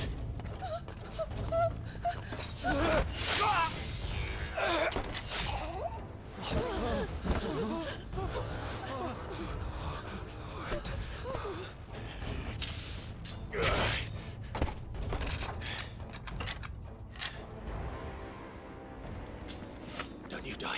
Come on, speak to me. I had to save them, that they might have a chance to find true salvation. By devoting themselves to the service of their Lord. Just as I did, when the Undying plucked me from the gutter and gave me a cause to believe in. A duty to serve was everything to me, and I would not deny them that fulfillment, even if they must become a Kashik in order to achieve it. Forgive me, my Lord Marquis. I did not mean to trouble you with this. My findings. Could you deliver them to Master Cyril for me? Of course. Your duty will be done.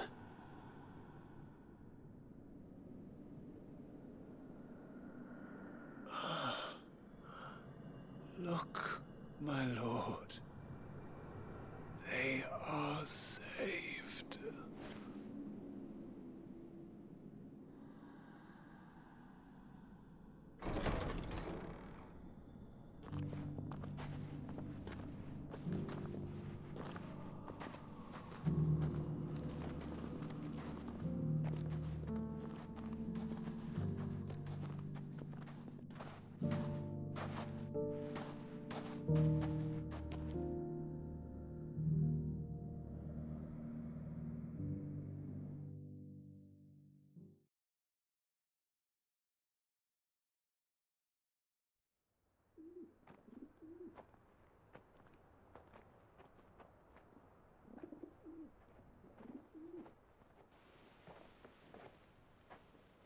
They are saved. Founder. I should get this report to Cyril.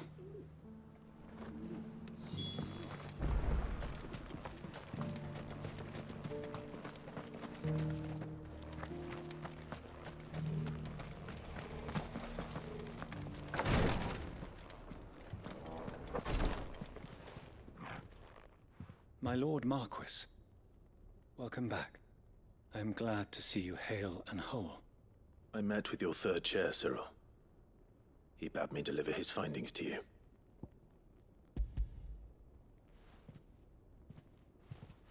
Thank you, my lord. He remained in Ash? He died protecting the villagers from an echo. I buried him in Mickelberg. I'm sorry that I couldn't save him. If you could not save him, no one could. The villagers, they were believers in this savior cult. They prayed to their god that they might be unburdened of their wills. Then an ether flood came, and their wish was granted. Your brother sacrificed himself that they might live, even knowing that that life was death by another name. Then he perished defending liberty.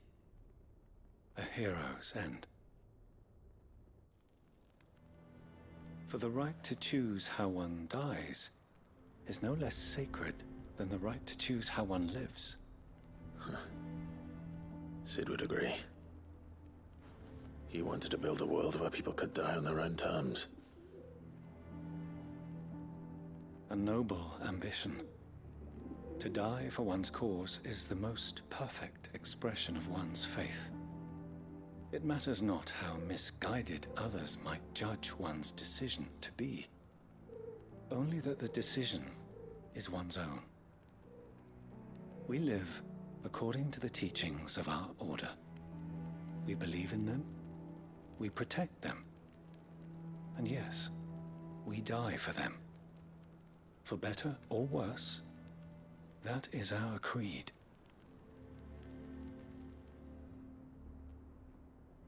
But he didn't die for your creed. He died to save them, and you still believe that what he did was right. I believe that he believed it was. We of the Undying are not slaves, but willing servants. And this was his will, the ultimate expression of it. All right. I'd like to know this man's name, Cyril. To know the names of all the Undying who've fallen in the line of duty. They died serving my house. It's only right that I remember them. That is my duty. Of course. I shall fetch the Book of Martyrs at once. My lord, it has been, and shall ever be, the greatest honor of my life to serve House Rosfield. Though our duties may differ, yours is no less important. I pray with all my heart for your success. And were they here, I have no doubt but that every one of my fallen brothers and sisters would feel the same.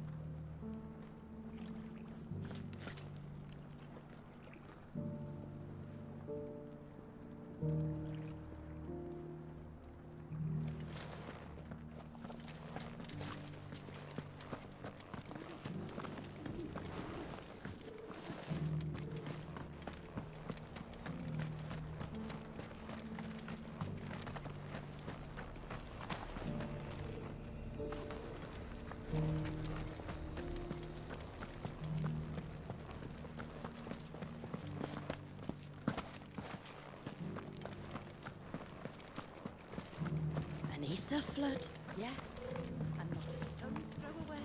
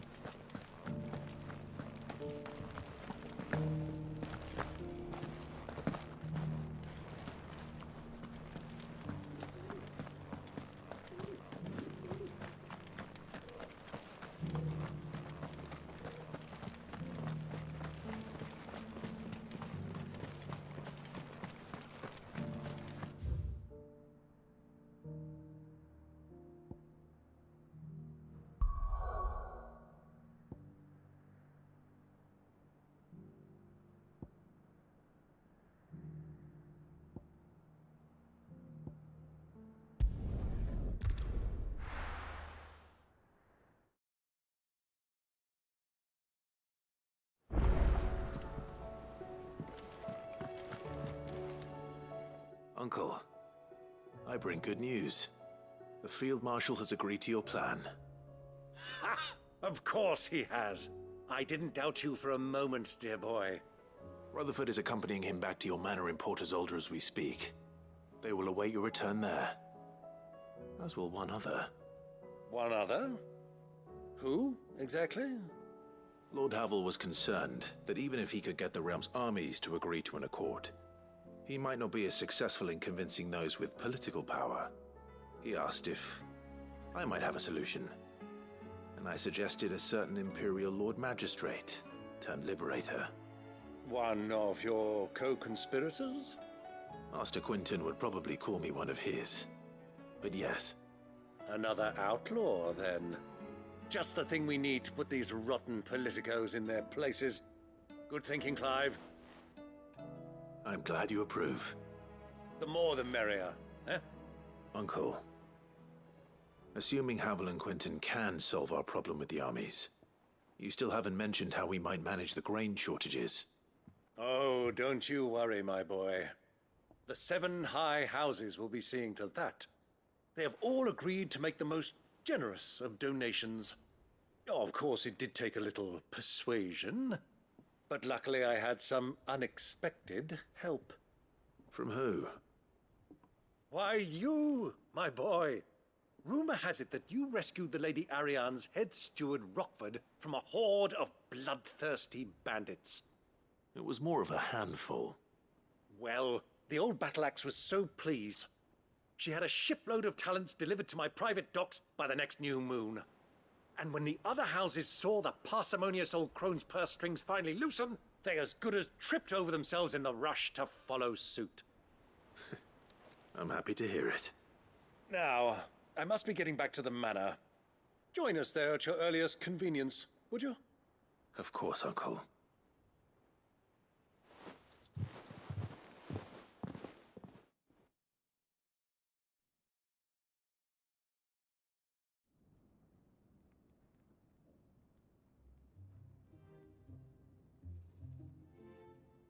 And how, pray tell, will we get that grain to the capital if the roads are still overrun with Akashic? You'll find another bloody road. I only have so many men, and I'm not about to send them headlong into an ether flood. That is, unless you'd have them turn as well. Well, I'd certainly eat less. Says the man with a belly bigger than a band of curls. My soldiers actually need their rations. Without any food to keep them going, they'll be dead even before you've sent them on your fool's errand. If I may, gentlemen, perhaps I might suggest an alternative approach. Though supply routes are indeed disrupted, there is no shortage of ships. Indeed, they bob away in every bay from here to Randalar, awaiting a safe haven. Allow them to make port and fill their bellies full of grain. And once those who crowd the cities are fed, ferry the displaced back to the countryside to work the fallow fields. But I'm sure that you wish to continue your discussion. Forgive the interruption. 2 such firm friends as yourselves need no help from the likes of me. Rutherford spoke fondly of the great bond between you. Us? Friends? I can't stand the man! Clive, I'm beginning to question the quality of the company you keep. And what kind of company were you expecting him to keep? The man's a criminal! Criminal? How dare you? You are not fit to breathe the same air as this fine, upstanding young gentleman. Upstanding? He calls himself Sid the Bloody Outlaw! Once more onto the breach.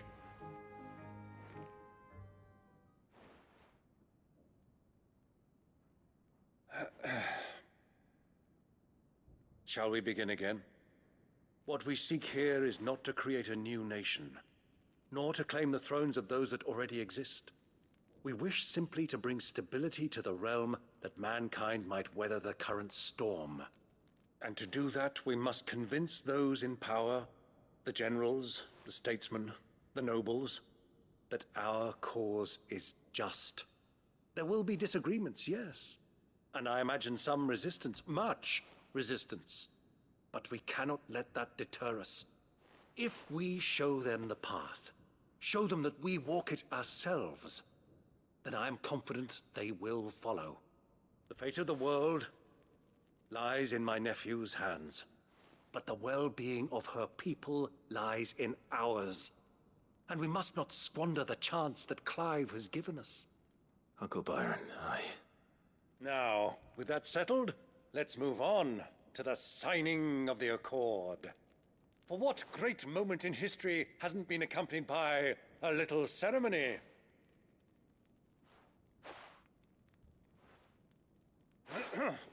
Citizens of Valisthea, I present to you the Triunity. Rutherford, Mike Will.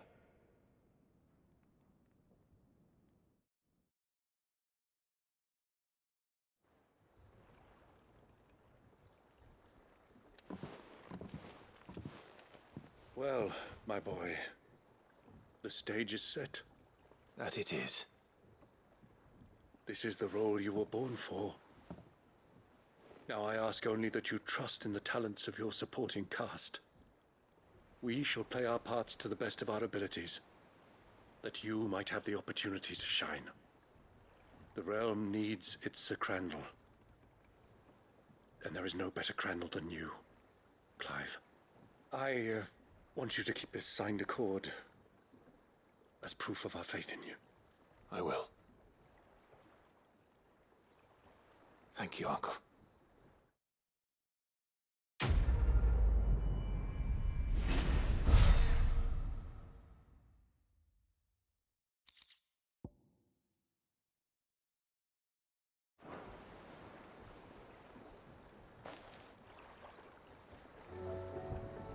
Sorry, can't take you where you need to get to, but the Argo and me will be waiting when you get back.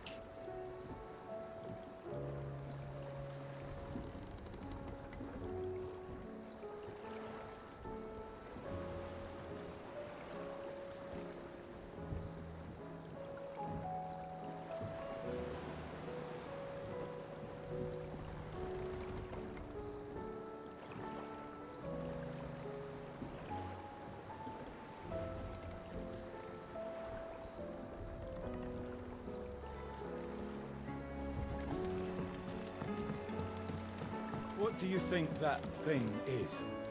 It's a damn distraction, is what it is. Now back to work. And how the hell is it going?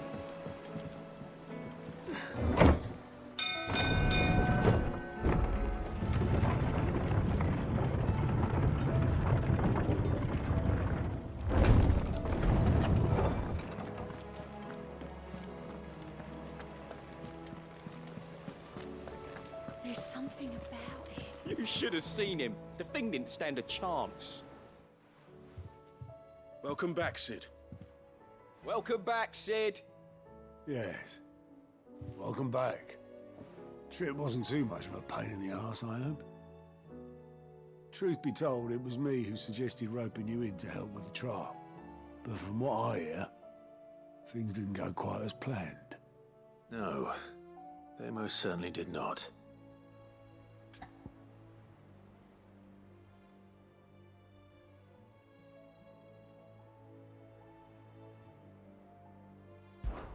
Ember lost his nerve in the face of a beast of prey, but he didn't lose heart.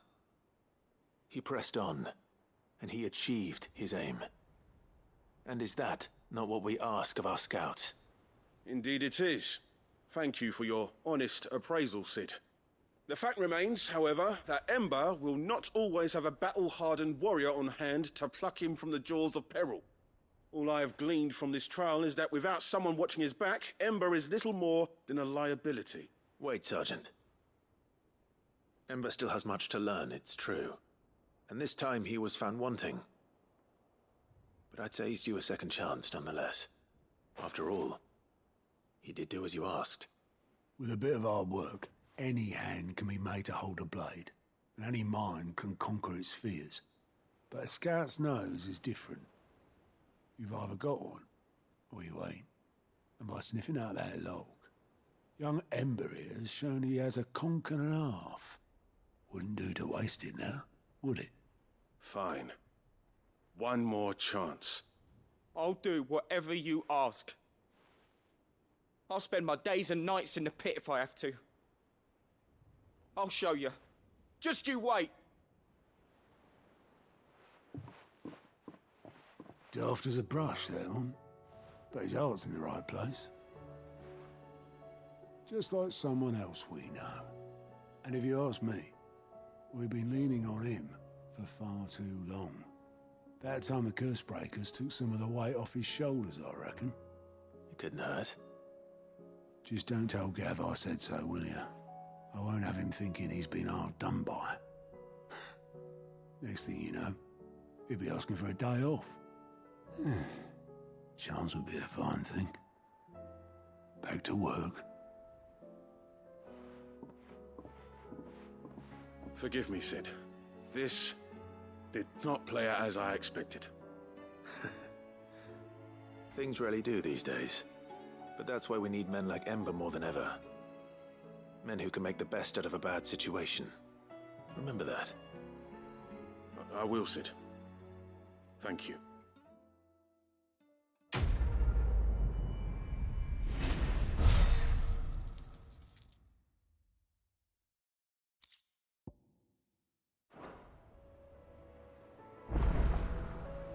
Sid, I wanted you to know.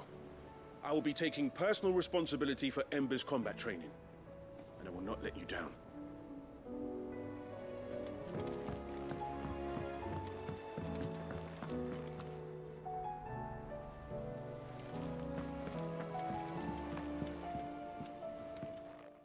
Vivian. I found it. The book you lost.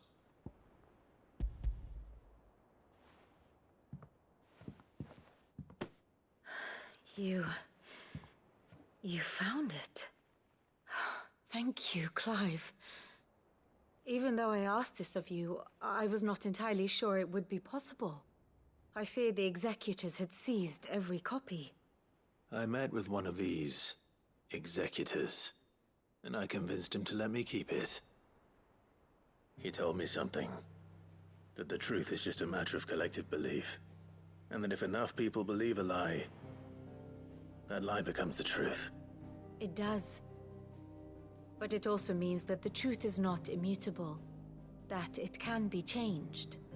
Provided that those who wish to change it can convince enough people that their perspective is the correct one. As the sad history of the Bearers proves. You said that the book inspired you to become a scholar. It did. Or its author, rather. She was a heretic, you see. A firebrand and a dissenter.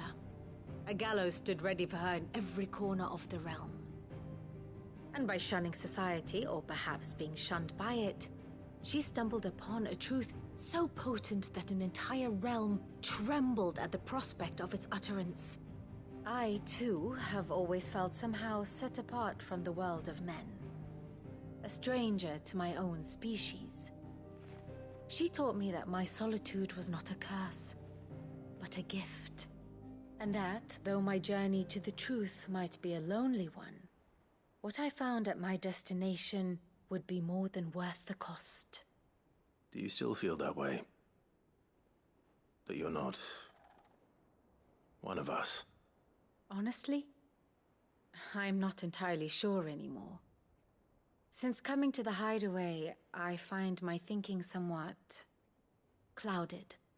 Perhaps the result of studying mankind from a rather closer perspective than I had intended. But the more I study, the more I find value in this perspective. In looking not from the outside, but from within.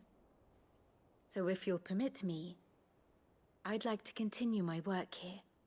Remember, Clive, when enough people believe, belief begets truth. Give the men and women of this benighted world the gift of truth. Make them believe in you, as I do.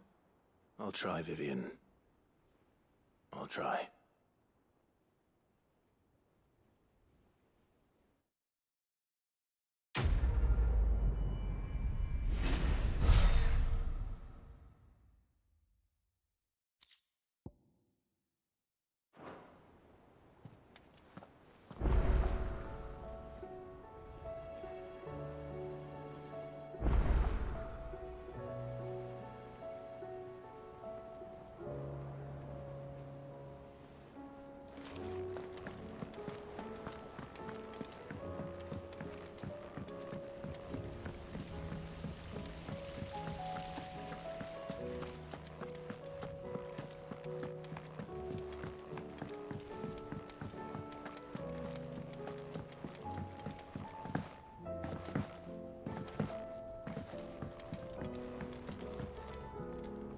Mid, tell me this is all you need.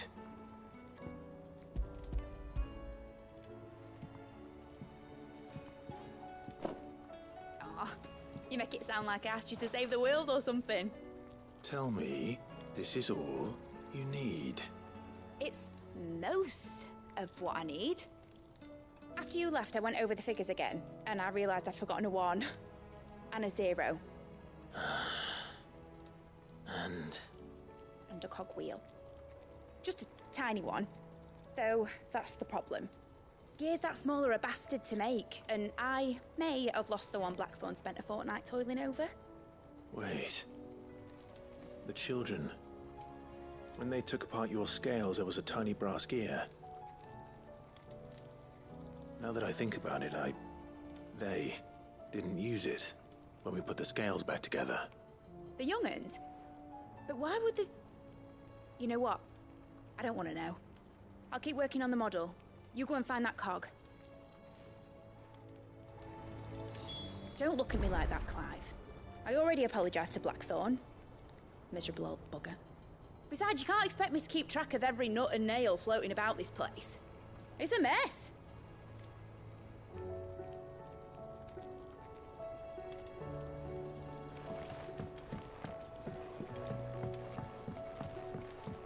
Has Midadol mentioned a new project yet? Sid! Is Mid still hiding from us? She wasn't hiding. She's fine. She's just busy working on her next project. A new invention? What is it? What is it? Is it an airship? I bet it's an airship! Do you think she'll let us help? That just so happens to be why I'm here. She needs something special, something only you three can provide. A brass gear. A tiny one. One that might fit on, say, a set of scales? Oh, the one you forgot! We remember! We saved it, just in case. It's in the bag of bits. Since your lesson, we've been disassembling, then reassembling everything we can find. All the pieces that are left over, we keep under our beds, just in case. That's good to know. Look! I found it!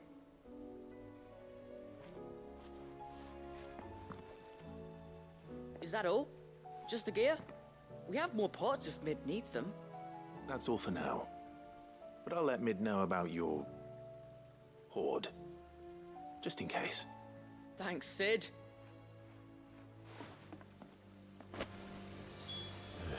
for another part. We've got screws and bolts and nails and knobbles and noodles and,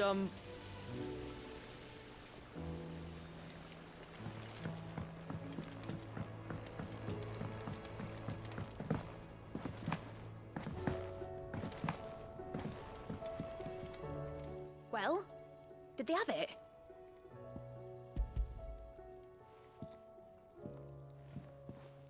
They did.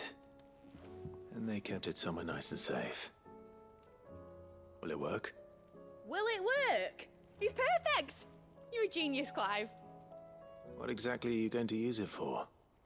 Only the most important job of all. The wings aren't going to move on their own. But with the right cog in the right place... Well, you just wait and see.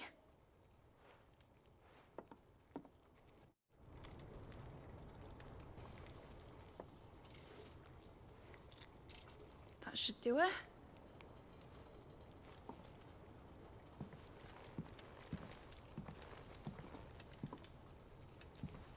Here goes nothing.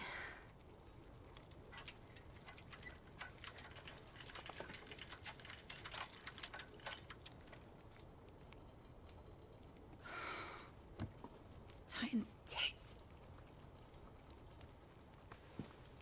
It wasn't supposed to fly, was it? Of course it was supposed to fly. Wouldn't be much of an airship if it didn't. Honestly, these bloody engines are driving me mad. I was so sure this would be the day she soared. The Mithril engine was made to make dreams come true. But maybe this is one dream the world's better off without. Show folk how to take flying. It won't be long till they're raining death down on each other. People will lose their homes. Children, their mums and their dads. Like I lost mine. I'm sorry. So am I, Clive. So am I. Sorry that I have to choose. Do I follow my head, or do I follow my heart?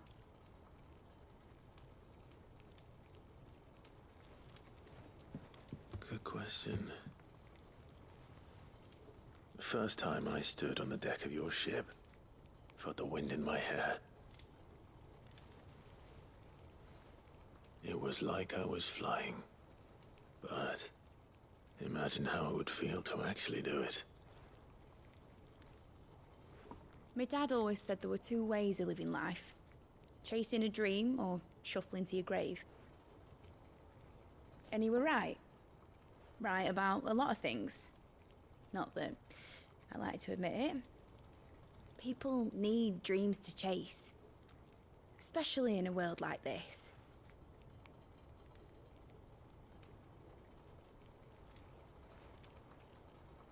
Right. When this is over, I'm gonna take all my Mithril engines to Zemeckis and sling them over the edge. I won't have my dream end up turning into someone else's nightmare. But all that hard work... All that hard work will not be used for war, Jamie. But it ain't like it'll be gone. Tell me, Clive, have you ever been on a treasure hunt? Not since Joshua and I were boys. Why do you ask? Because I'm gonna bury the engine schematics and leave behind a little riddle telling people where to find them. A really hard one, so that only the most dedicated dreamers will ever be able to work it out.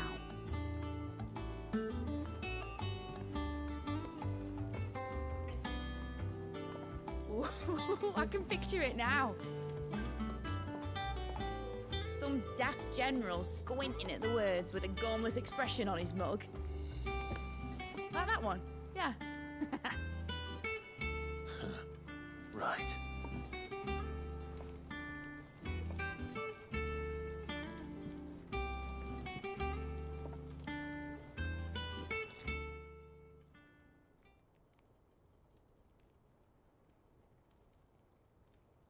Of course, if I'm putting this engine at the end of a treasure hunt, I'll still need to make it a treasure worth hunting for. Won't be much of a prize if it couldn't even make a toy boat fly after all. My dad always said, dream big. But it ain't the size of a dream that's important, is it, Clive? Only that it's a good one. And I reckon I've got a fair few good uns left in me. I'm sure you do.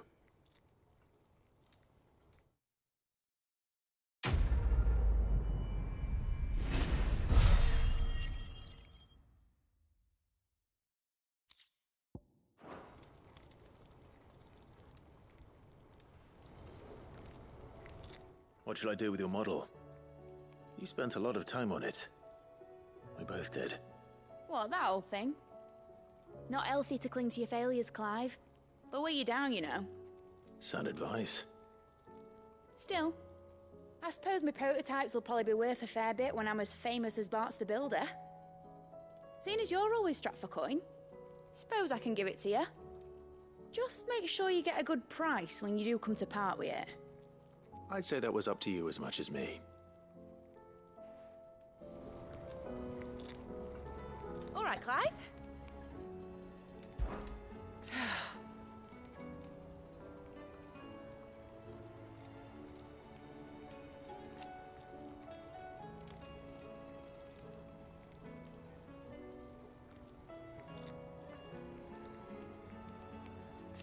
Make a name for yourself.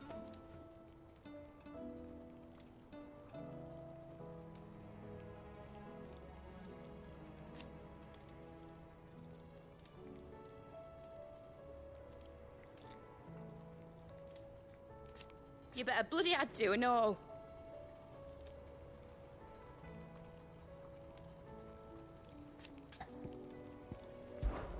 Enjoy it while you can, Clive.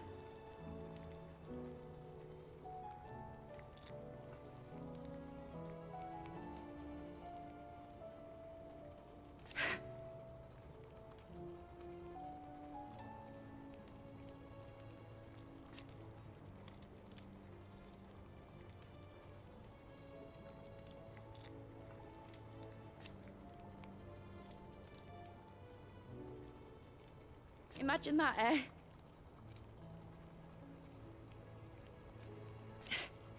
Till then, though.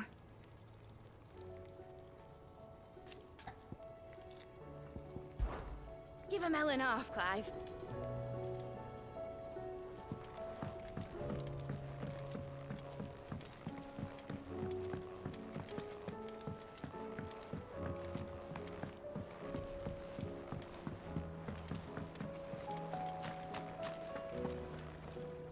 I hear that you traveled to Ash, Cid. Did you by any chance recover the names of my fallen friends? I did. Yes.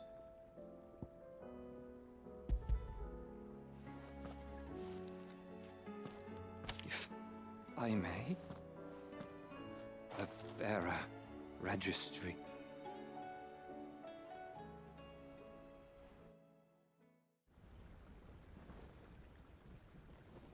The director was a brutal man.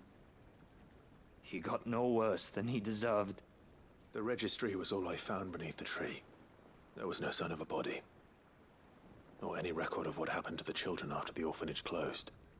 I pray that at least some of them survived. All their names are here. The ones we lost. My friends. My light in those dark times. I can still remember their faces, like it was yesterday. Children who were taken from their bunks in the morning, never to return. No explanation ever offered. They'd be happy to know that you survived, Herman. But why did I make it out alive, when so many others died in that awful place? It's not your fault. And blaming yourself won't bring them back. Honor their memory. See that their names live on. That way, at least. They're never truly gone.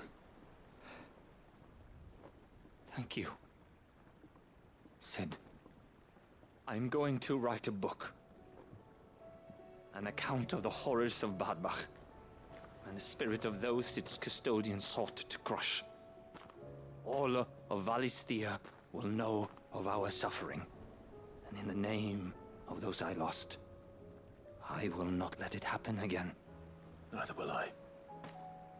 These records would have been buried for all eternity, were it not for you. Thank you.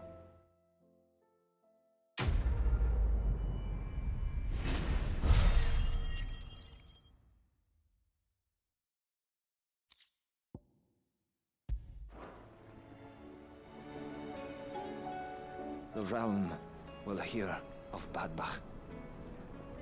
And I pray that the tale of my fallen friends will spare future generations the horror we endured. Thank you for helping keep their memory alive.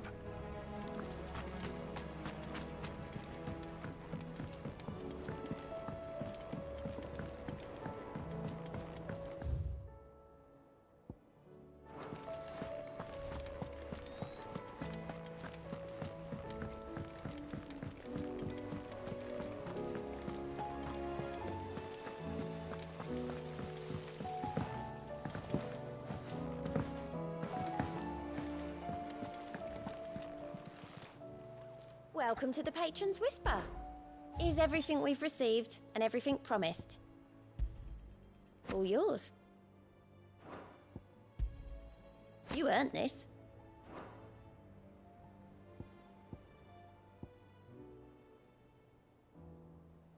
Best of luck out there, Sid.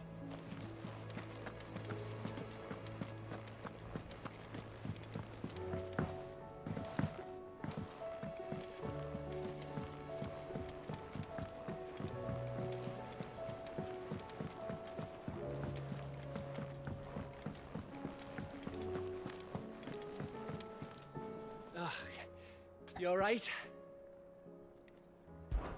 Something troubling you? No more than usual. It's just... Eda's baby will be coming soon, and I wanted to make something for it. I'm sure she'd like that. Back in the north, families would always make gifts when a bairn was on the way. Yeah, let the little tykes know they were welcome in their new homes, like. So, what's the problem?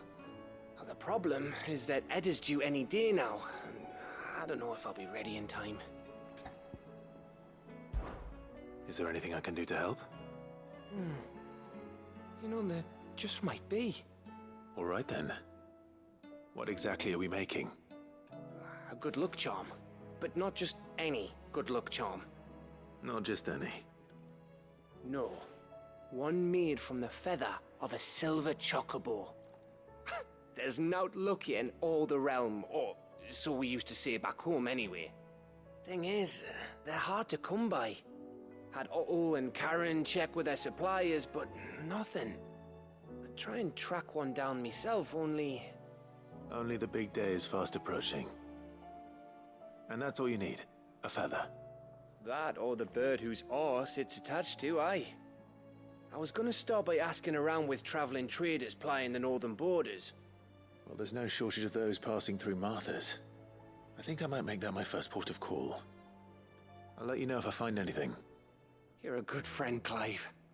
I won't forget this.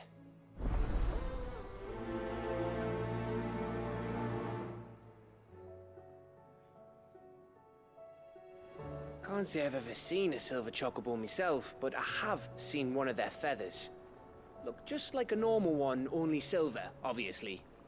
Well, grey.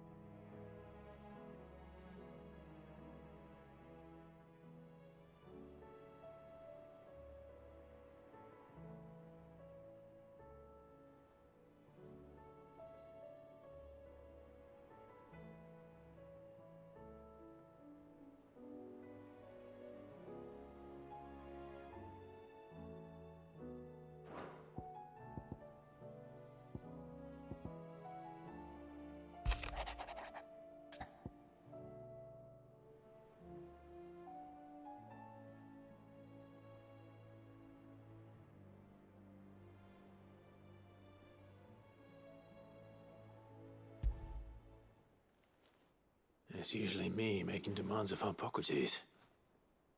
I wonder what this is about.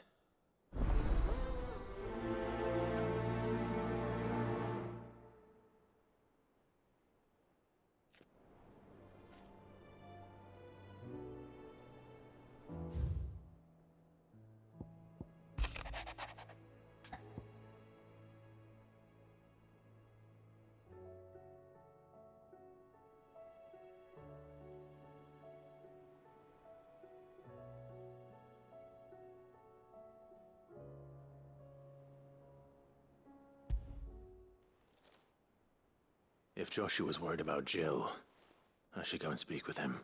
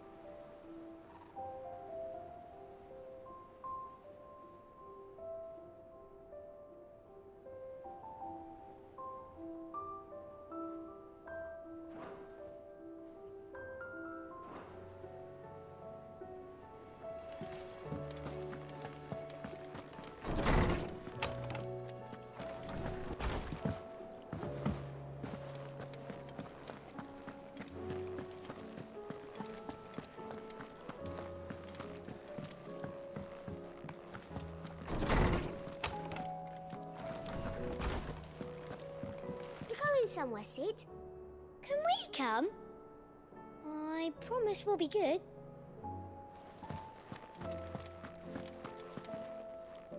Lawsman Hippocrates. I received your note. Ah, yes. I expect you're wondering what this is all about. You spoke of making amends with Dion, but I can't imagine what for. Then I should begin by telling you that I was once his tutor. This was some years ago, of course, before I joined Sid in his hideaway. At that time, I was counted among the foremost scholars of Oriflamme, and was accordingly invited to the palace to supervise the young prince's education, all to ensure that the future emperor had a firm grounding in, well, everything an emperor should. History, religion, commerce, government.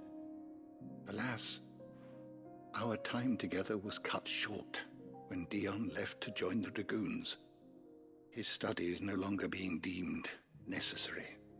I had not expected to meet with him again, least of all here. Have you spoken with him? No, I have yet to find the right moment. His Highness always seems so preoccupied, especially when alone. I would not wish to disturb his ruminations with idle words of greeting. Not when I know he dwells upon the evil Ultima had him commit in the Dominion. The guilt weighs heavily on him, I know. But as you say, That was Ultima's doing. Surely you can't blame yourself. When I first met him, it was not guilt, but his people's expectations that weighed heavily upon him. And I did nothing to ease that burden. He bore it alone, until the day he could not bear it any longer. It is one of my greatest regrets that I only ever offered him my wisdom, when what he truly needed was friendship. The blame for Dion's transgressions lies not only on his shoulders, but on mine. I see. I'm ready to help you in any way that I can. Then I beg that you bring me a wild wyvern tail. Apothecaries across the ages agree that even to glimpse such a flower is to be granted inner solace. Fabulists and fraudsters all, of course. But there is oft a seed of truth to be found where even the most outlandish opinions align. Well, it can't hurt to try. Where can I find this flower? And how will I know it? You have seen cultivated wyvern tails before, I trust. The lily-white blossoms from whose roots the poisonous ink for the brand is distilled. Well, those which grow in the wild differ only in their purple hue. The harsher the environment in which they are raised, the deeper the color. There is a waterfall in Rickmal's Roost across the strait, where the flowers once grew in abundance. Whether they still survive there, I know not. But try as I might, I can find no likelier location. It's all right. I'll find you a wyvern tail one way or another. Thank you, Clive. And please, be safe.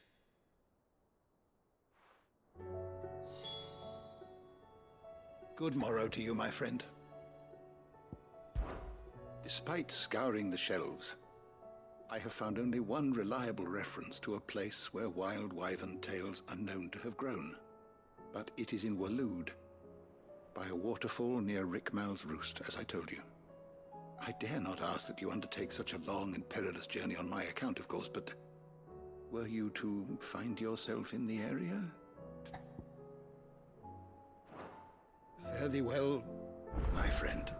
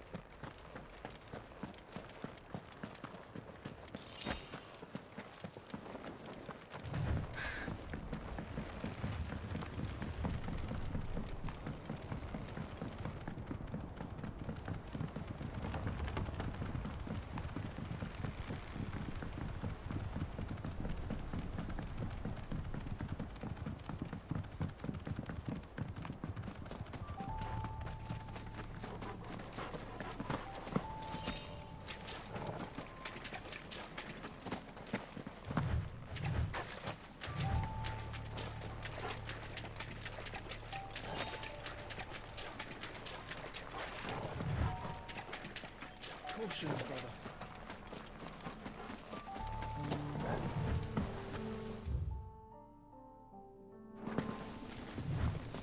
Seems this place has been flooded twice over. Purple flowers blooming next to a waterfall. Shouldn't be too hard to find. Over here! All yours, Corporal!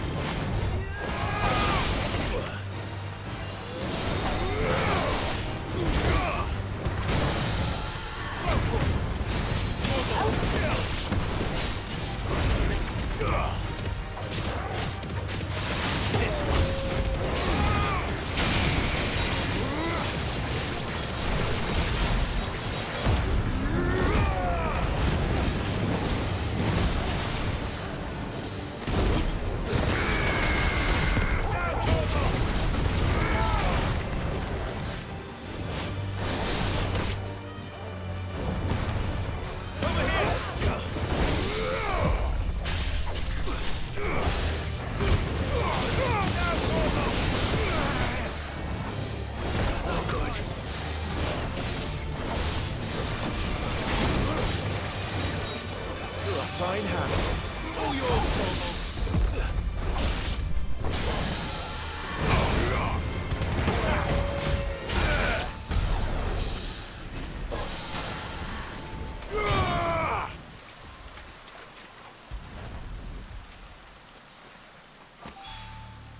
Here they are. Might as well pick enough for a bunch, I suppose.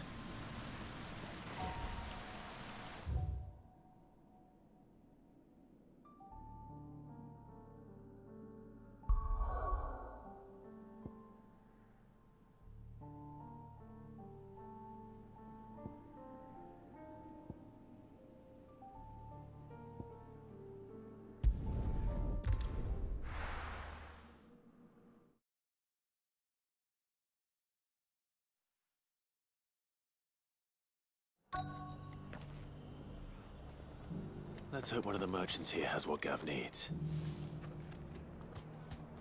Excuse me. I'm looking for something. Oh, well, then I'm your man. A silver chocobo feather. Oh, or maybe not. Though you're not the first to mention the bird around here.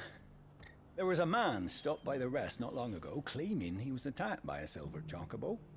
Near some gutted hovel, not far from Eastpool. Most took him for a braggart and a liar, but who knows? Perhaps there was some truth to his tale. We'll see. Thank you. The feller who claimed he was attacked didn't linger here long. Said he was gonna go back and capture it. Prove us all wrong. And that was the last we ever heard of him.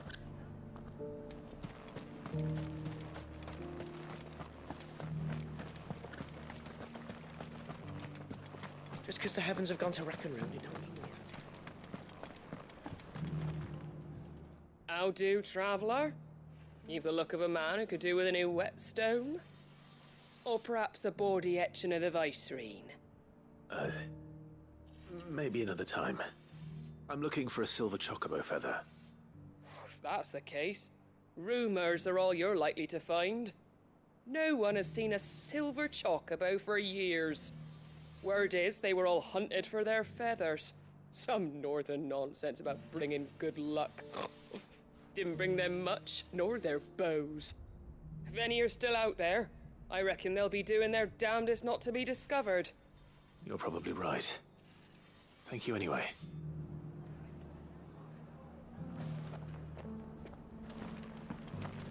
I've got greens of Looking all for shelter, shapes and are you? sizes.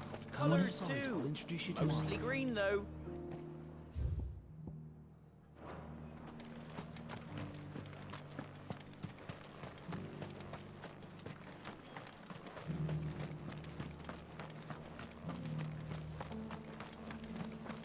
It doesn't still hurt, does it?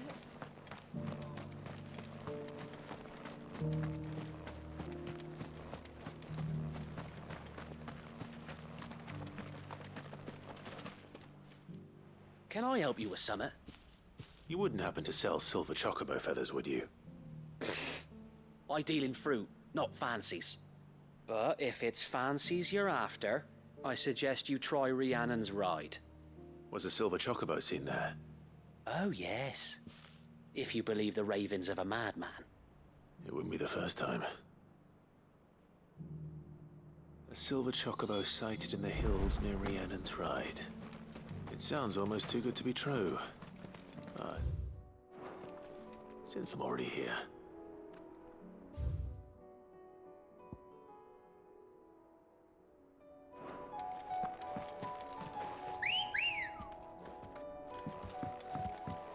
Come on.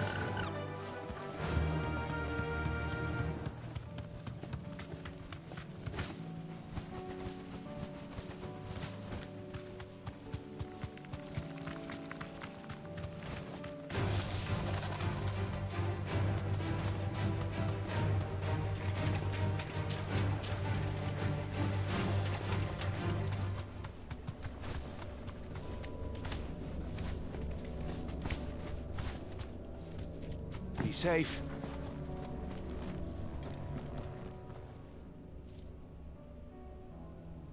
This one's awake.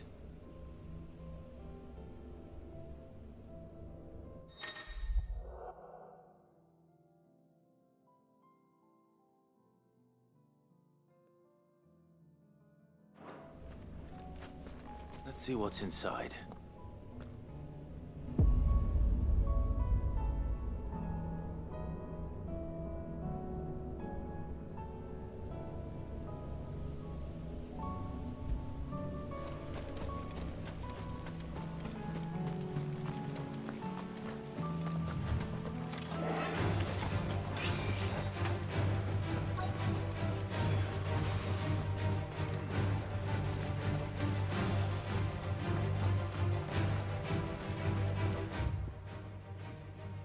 Tracks. Left by bandits for a change.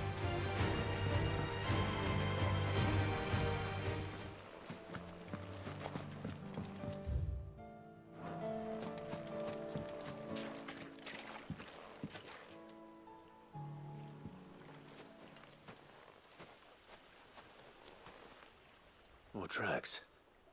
And these look fresh. A chocobo was here. And recently. Perhaps it still is.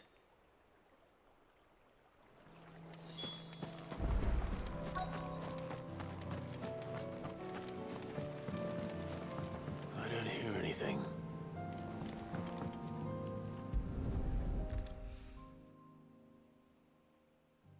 Well, I'll be damned.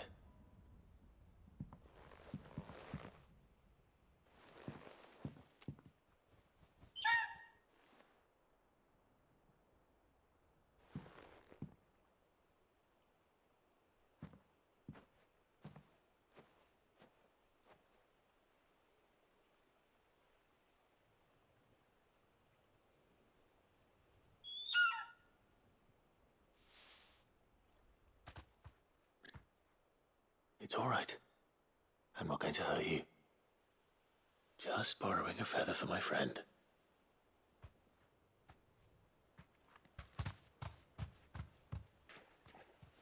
Thank you. Let's get this back to Gav before they change their minds.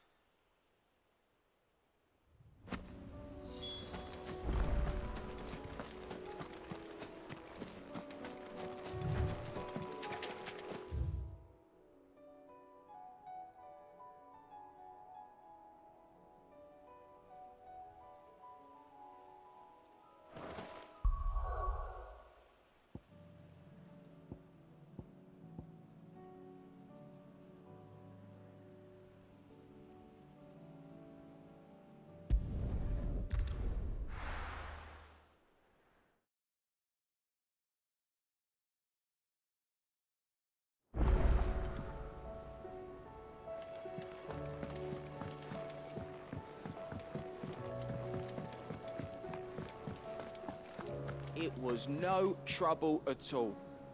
Still, I appreciate it.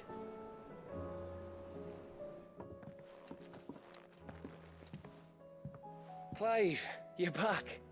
How'd you get on? Any luck? Any luck, you say?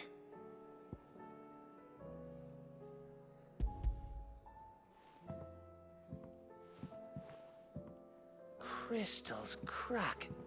Is this what I think it is? Where in the hell did you find it? It's a long story.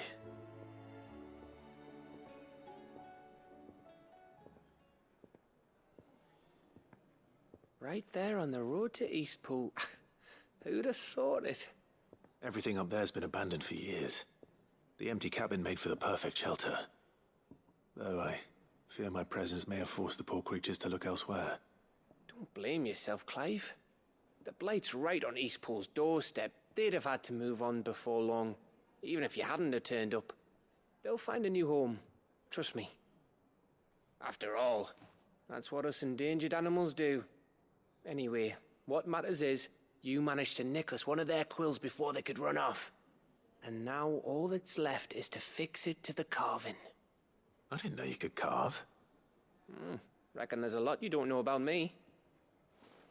Like the fact I'm as good with a whittling knife as I am with a sword. And that bone Ember gave me's a dream to work with. What did you say it was from again? An Avis? But it weren't your Avis, Sid. I slew one of my own at last. So all those long nights in the pit finally bore fruit. I'm proud of you, Ember. Don't speak too soon. I ain't done my trial yet. There we go.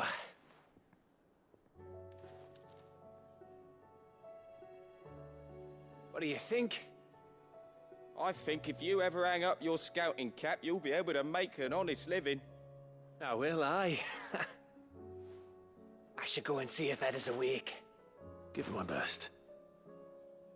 You can give it to yourself. Come on.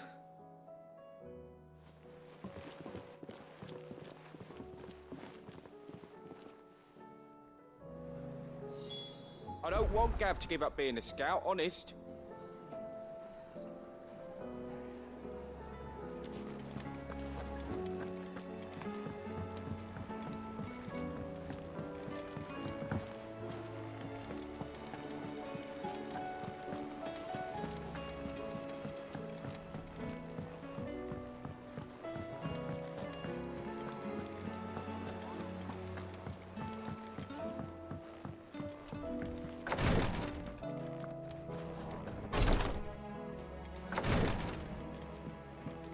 I was just about to go in.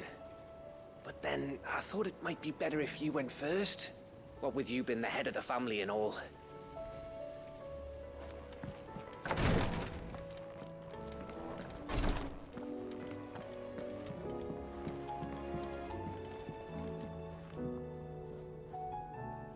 Ah, me lords. How are you feeling? Well, thank you.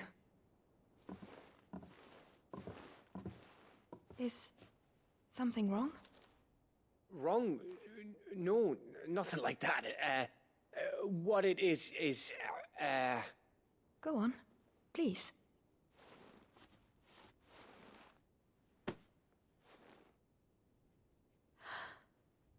It's beautiful. Did you make it? We did. Aye. It's from all of us here at the Hideaway. Your new family, like. It's a good luck charm. We may come up north when a band's on the way. I mean a baby. To let him know that they're part of the family too. Oh, I hope you like it. I don't know what to say. I thank you, me lords, for everything. If there's anything you need, just let us know. I will. Clive, fancy a swift off? I'm thirsty. I could be convinced.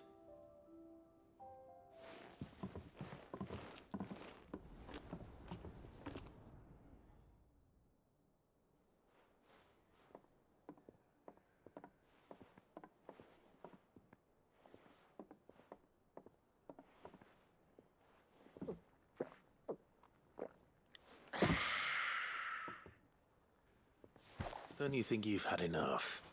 No, we're celebrating. I'm gonna be a father. I think Edda might have something to say about that. You know what I mean. Bit of light in these dark times.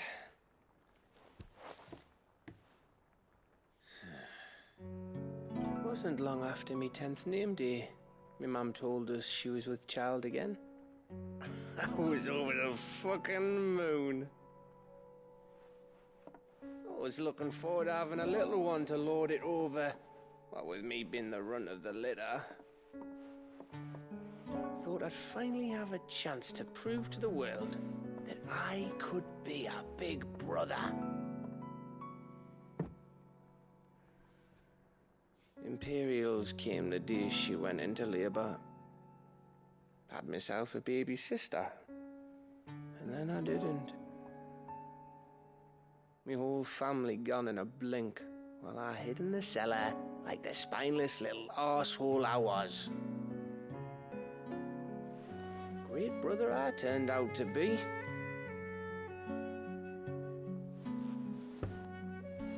I'll never be a leader. And I'll never be a hero.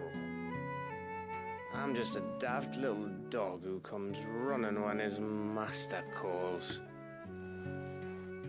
I'll never be like you, or Sid, or Jill, or even Torgal.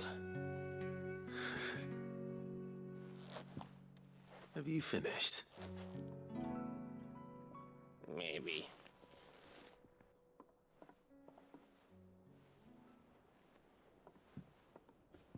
Do you know why you're our best scout? Because you don't need anyone to hold your hand. Without your resourcefulness, your courage, your determination, I don't know where we'd be. Maybe hanging off a cliff like, That was only the once. Exactly. You learned from it. And here you are, after Founder knows how many missions, stronger for everyone. And let's not forget Rosalith. Who was it who freed me from the dungeon? Who was it who ran to Jill's rescue? That would be me. Because you're our brother, Gav. My brother.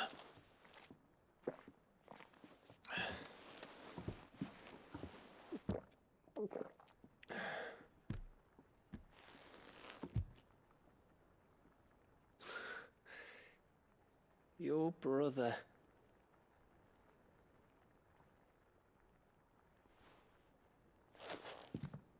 Which means that when the time comes, I get your room. And your sword.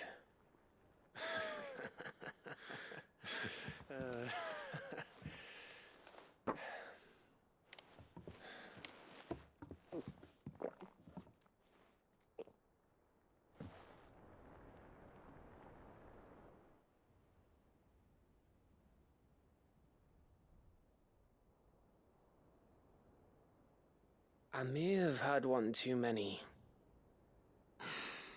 You may have had 10 too many. I said I was thirsty. Better get back to work anyway. After I walk this off. Clive? What is it? Thanks for, you know. I know.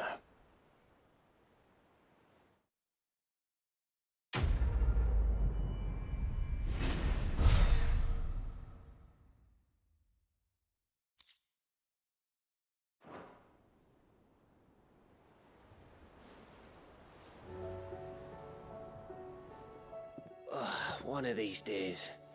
One of these days, I swear it's gonna be me who drinks you under the table. If by under the table you mean retching on my boots half the night, I reckon one of those days was yesterday. Ha ha, you think you're so funny. But just wait till we crack open the bottle I left in your chambers. That stuff's strong enough to burn the horns off a behemoth. Sounds like I'll be needing some new boots.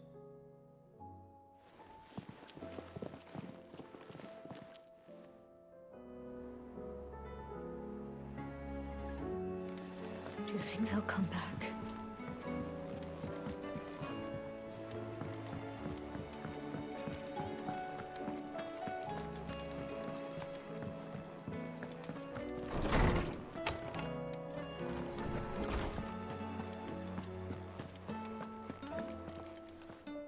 Oarsman, I found the flowers you were looking for. You did? I think I did.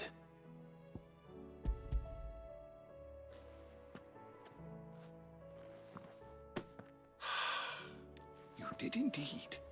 My dear boy, thank you. You wanted to make Dion a gift of one, did you not? Shall I invite him to join us? Oh, I don't... It's no trouble. I'll go and fetch him.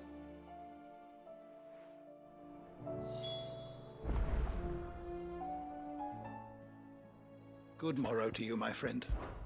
Thank you again, Clive. I know how hard these flowers must have been to come by. Fare thee well, my friend.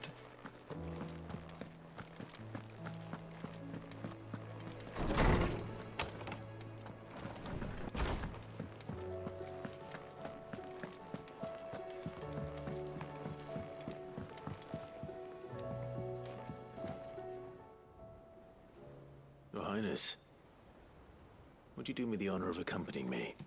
No. It is time, then. No. Only to the shelves. Our lawsman has something he'd like to give you. Master Harpocrates. No. I dare not show my face before him. Not after everything I have done. I have taken countless innocent lives. And ruined countless more. All because I was weak. I have sworn to atone for my crimes or die in the attempt. But were I to meet with him again, and see in his eyes what I have become, I fear that my resolve might falter. Then that is all the more reason to do it. Test your resolve. Prove to yourself, and to him, how strong it truly is.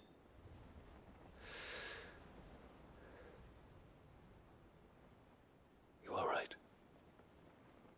I must, at the very least, offer him my gratitude. Very well, then. Take me to him. Follow me.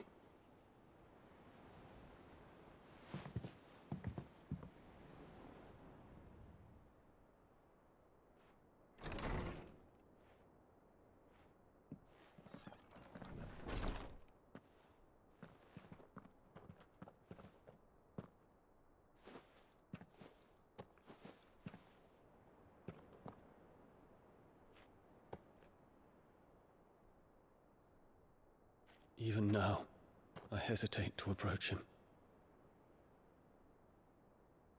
What must he think of me? You'd be surprised.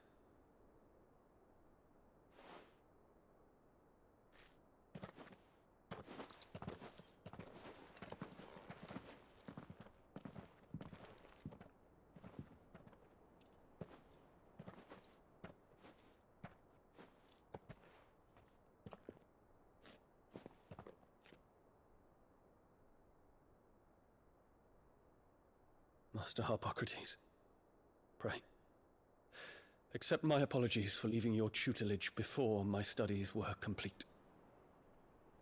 Your lessons opened my mind to a world quite unlike the one I had imagined from within the gilded confines of the palace. And I shall be forever grateful for the efforts you made to enlighten me. Lift up your head, Your Highness. The deeds of youth require no apology. That you took the time to visit me says much about the man you have become. Now, there is something I would like to show you.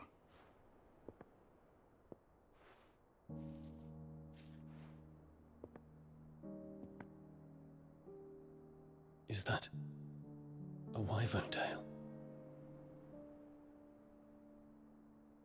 The color is unfamiliar to me.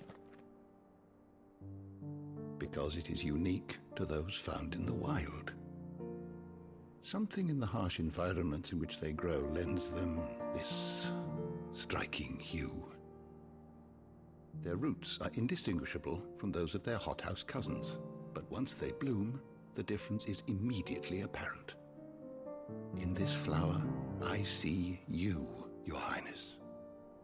Its roots were the roots of a wyvern tail, with all that implies. But they do not define it, just as yours do not define you.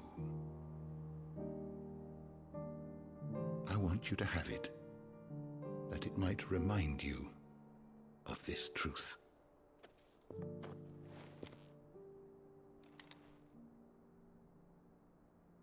Master Harpocrates, I would ask of you a service. keep your gift until I have fulfilled my duty to the realm, for only then shall I be deserving of it.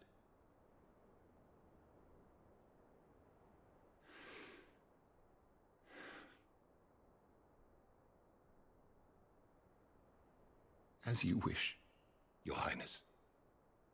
I shall await your return.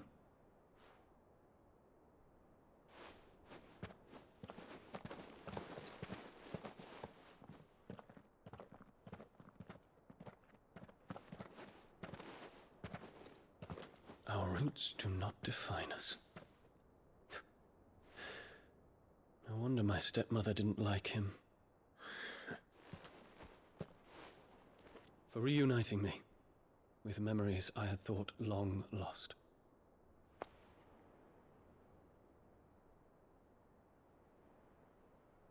I shall not forget this.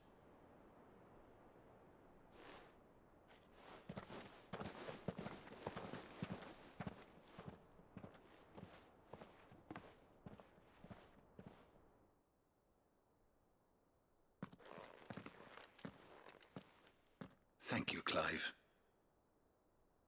Were it not for you, I fear I might never have found the right moment to speak with him.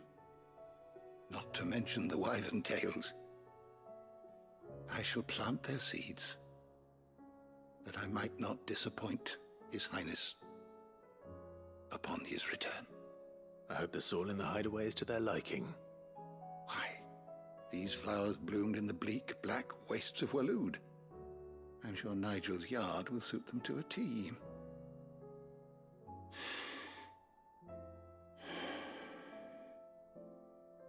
When it comes to expressing one's gratitude, I find that words are seldom sufficient. Here. What's this?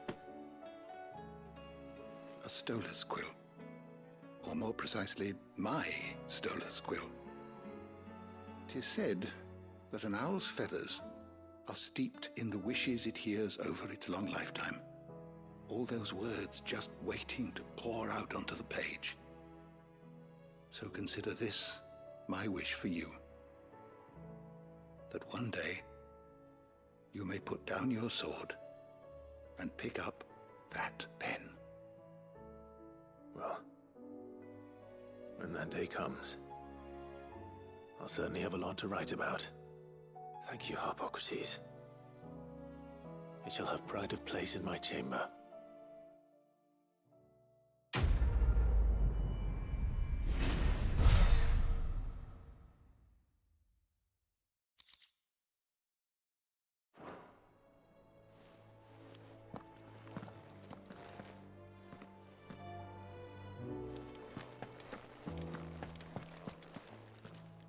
I was wondering when next you'd visit. I well recall.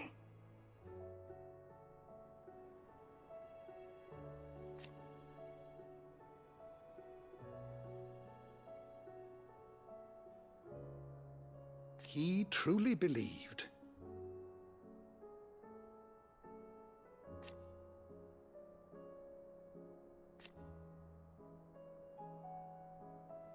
It will take forgiveness. From himself.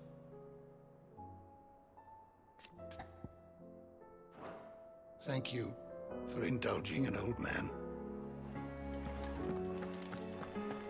You're going somewhere, Sid? Can we come?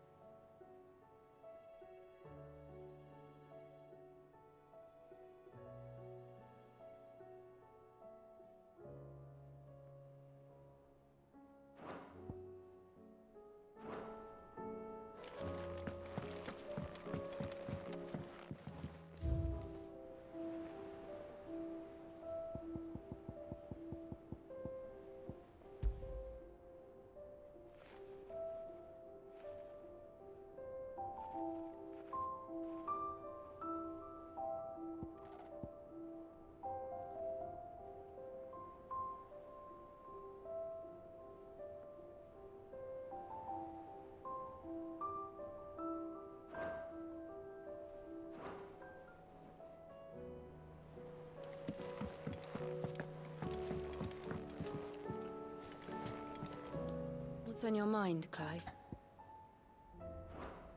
Right.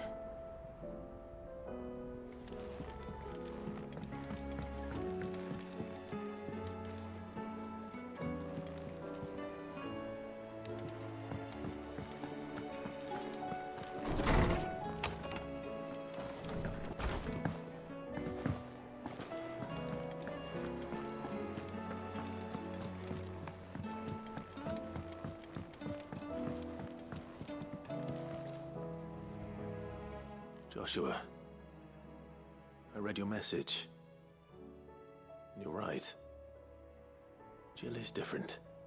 I don't think I'd realized how different, but since we returned from Drake's spine, I've felt it more and more. I suppose it's not hard to imagine why. She doesn't think she belongs anymore. And that's why we need to remind her she is still one of us. And to let her know that we still need her. Now more than ever. That you still need her. But how to do that? When last we were truly close, we were but children. Of course. Do you remember the time we accompanied Father on his annual tour of the Duchy? And Jill and I broke from the procession to ride up Man's Hill. To see the snow daisies, I remember. It was the first time Father had allowed us to join him. And when he realized you were missing, he had the entire retinue down to the pot boys combing the countryside. In the rain. A thunderstorm forced us to take refuge in a grove of oaks before we'd even made it halfway there. It was the Lord Commander who finally found us, and needless to say, he was none too pleased. Then it seems you and Jill have unfinished business. What do you say? Man's Hill. It's not that far. Oh, true. Though I suspect it is also much changed. Little in southern Rosaria remains as it was when we were children. You're saying I should go and scout the area for bandits? I'm saying we should first go and see if there are actually still any snow daisies left. What would you do without me, Clive? I can't say my travels ever took me back to Man's Hill. I'm curious to see how it has fared.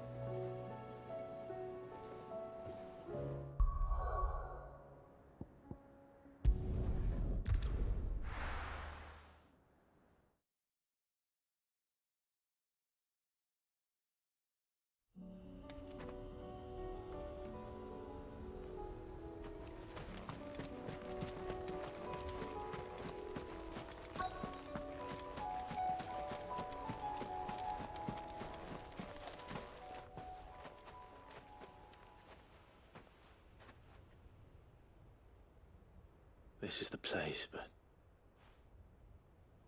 I'm sorry, Clive.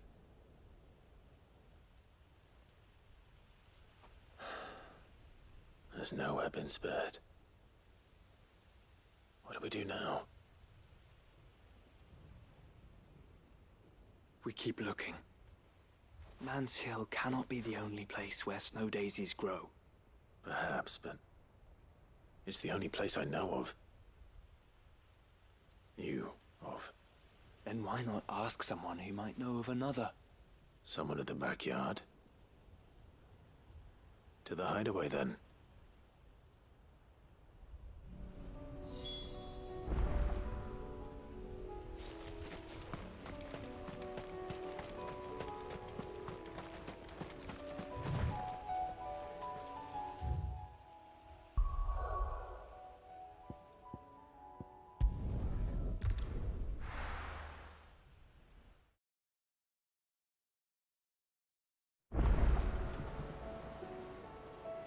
Let's hope one of the gardeners knows where to find snow daisies.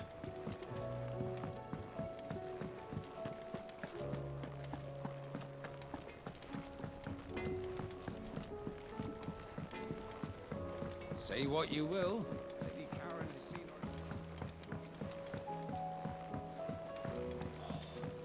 their shirt times.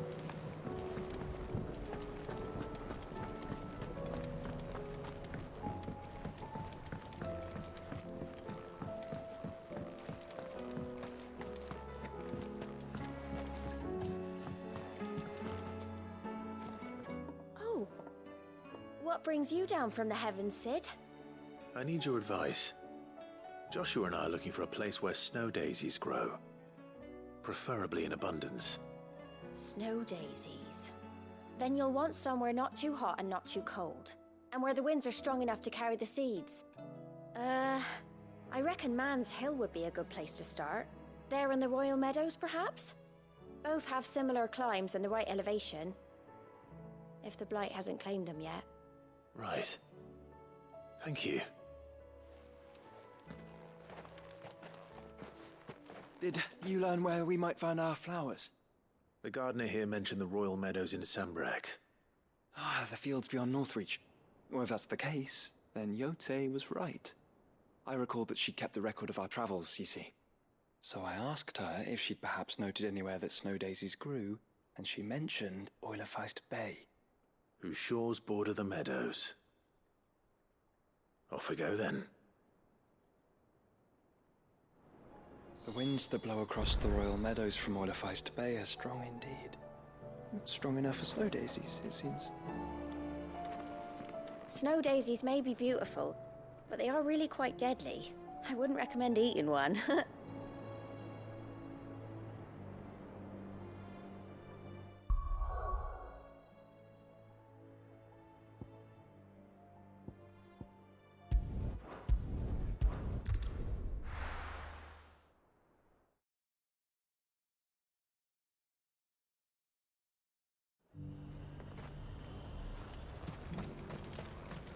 And how might I help the garrison today?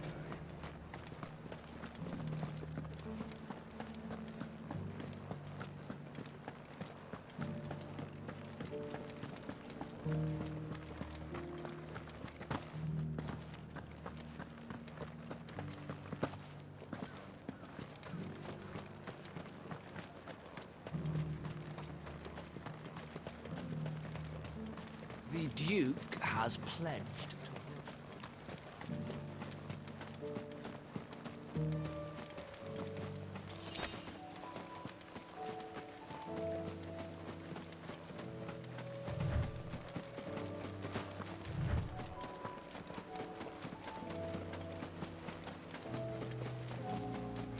The meadows are vast.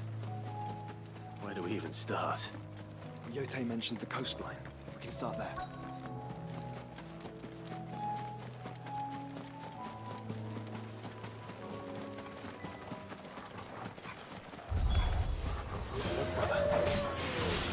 You see that? The flowers and our friends.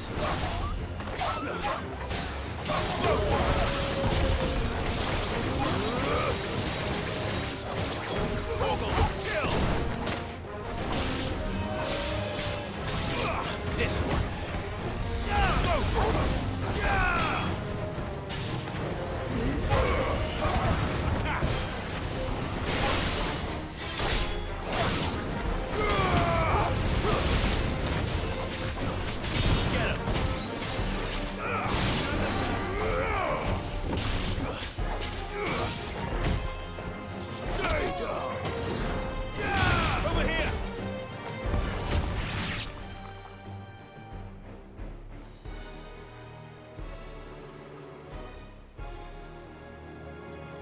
What do you see, boy?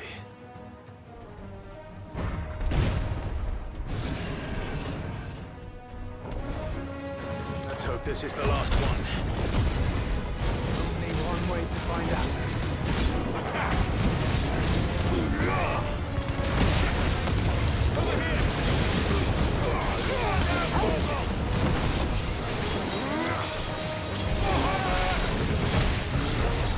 All yours, Torgal.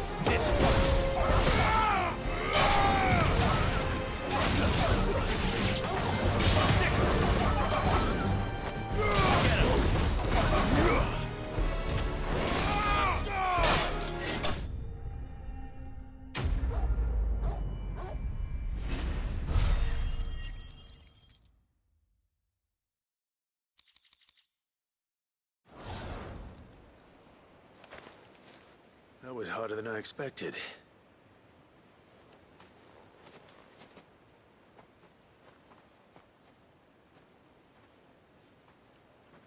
But found her. It was worth it. They're beautiful. Do you think Jill will like them? She'll love them. Come on. Let's go.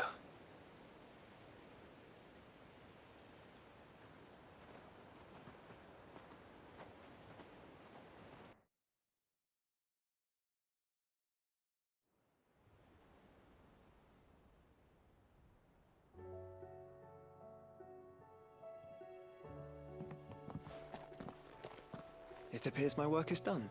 The rest, as they say, is up to you. Well, you and the skies. We wouldn't want another thunderstorm now, would we?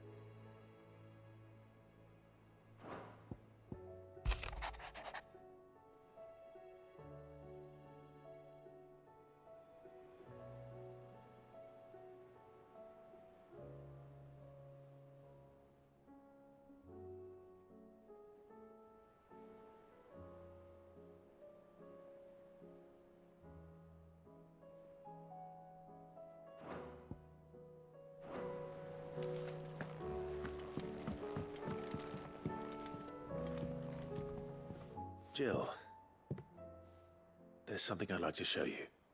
There is? And where might this something be? It's, not here. Now, I know this is sudden, but how would you fancy a trip to Oriflamme?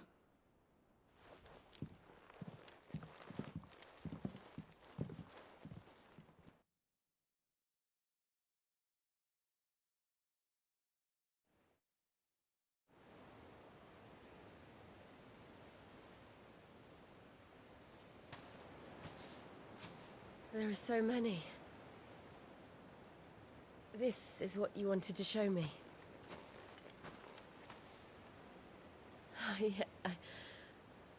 I don't know what to say. You don't need to say anything. The smile on your face is enough. We've been worried about you, Joshua and I. Do you remember when I took you to Man's Hill? Or tried to? How could I forget? You saw me crying and thought a change of scenery might lift my spirits. In the end, it earned me a nasty cough and a stern scolding from your mother. But I felt wonderful nonetheless. I'm sorry. I had no idea what I was getting us both into. But I couldn't bear to see you like that. Before we left, my chambermaid told me she'd overheard your mother talking about my marriage prospects. with some of the noblewomen at court. They were debating whether it would be more profitable to marry me off to one of the high houses instead of saving me for the ducal line. No one thought to ask me what I wanted. I was nothing to them. A pawn at best. I felt so trapped, so lonely. I didn't know. But I wasn't alone. You were there. Your hand in mine as we ran for those oaks. And I knew then, no matter what happened, I would be all right. I'll never forget that feeling.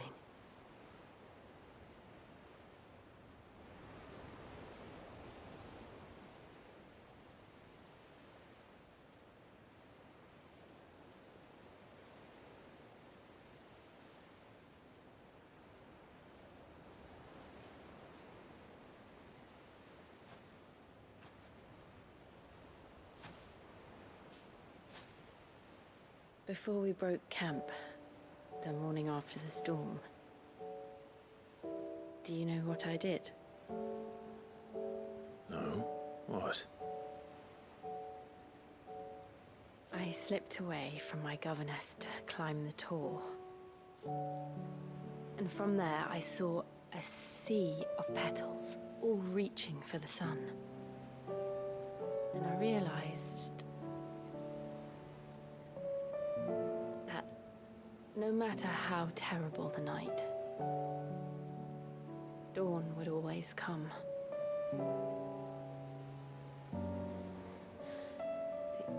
That you would always come for me.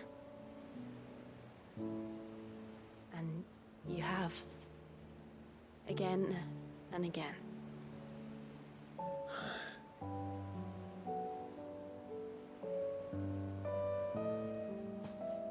Where do you see us?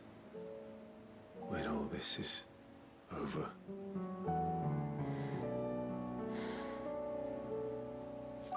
I don't know.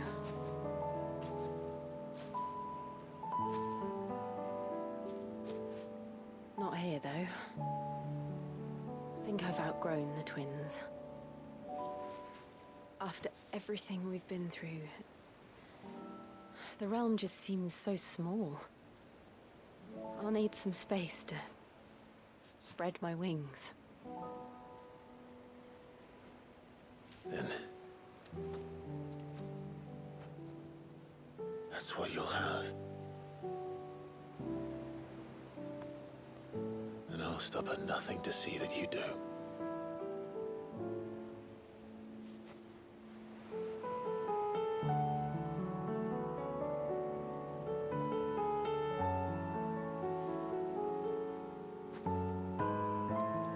I never was much good at garlands, but it'll have to do. I'll treasure it forever. Thank you, Clive. For this, the flowers, for everything. It's exactly what I needed. You are my treasure.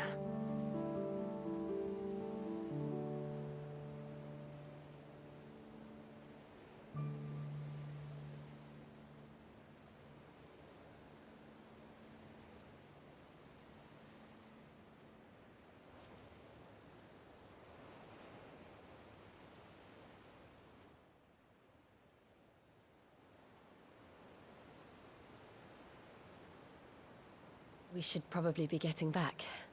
I expect the others are wondering where we are. You're right. There's still much to do. And we'll do it together.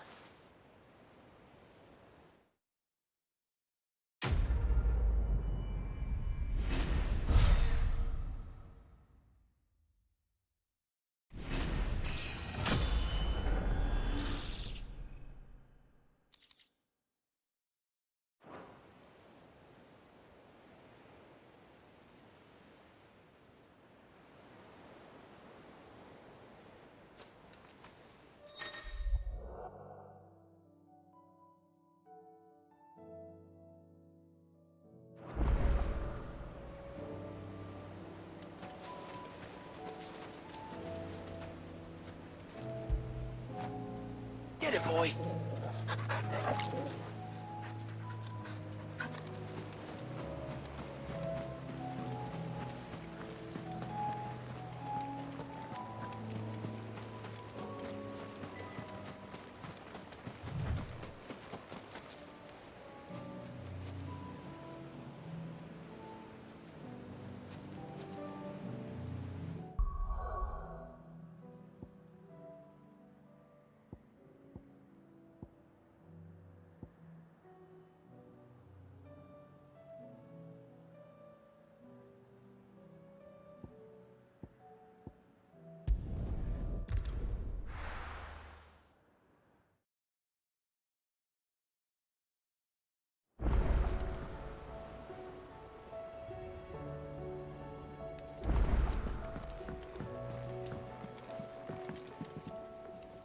Brother, I put Father's helm in your chambers.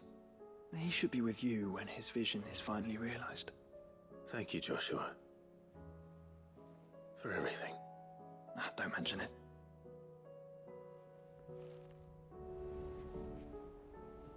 Clive. This is it then, brother.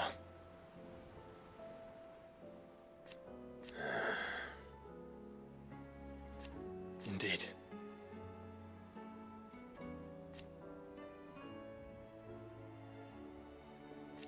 You're wrong.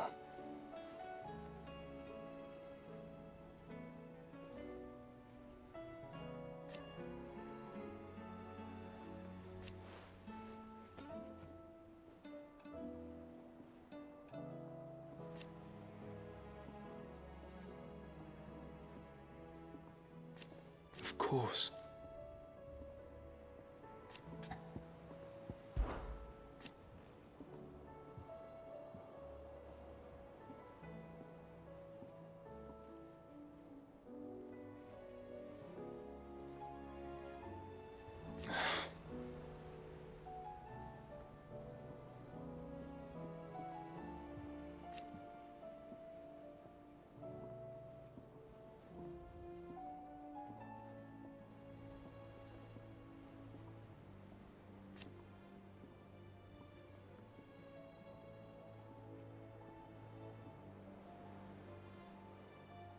His flame burns in your heart.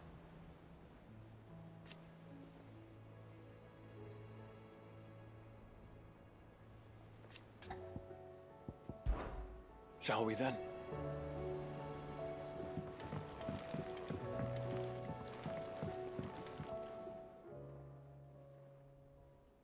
Ifrit? Your resolve didn't falter. No.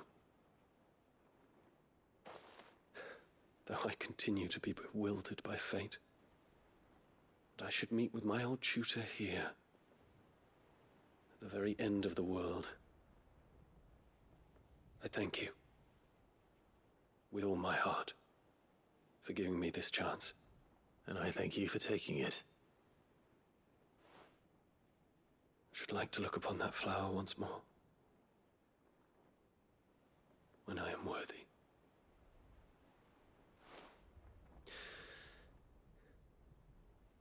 I stand ready to leave for Origin at your word.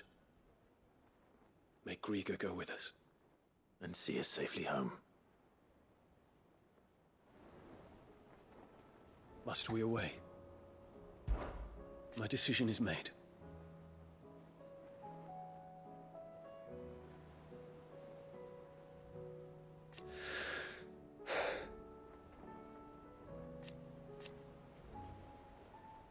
You said it yourself.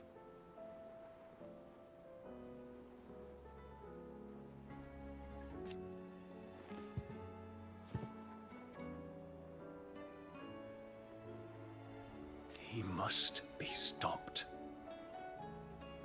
He must.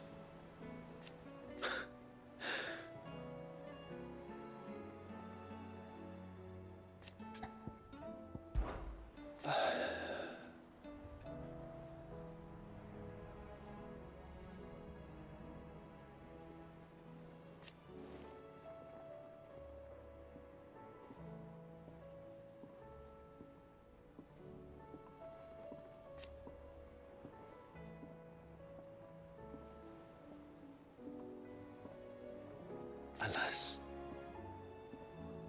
And yet...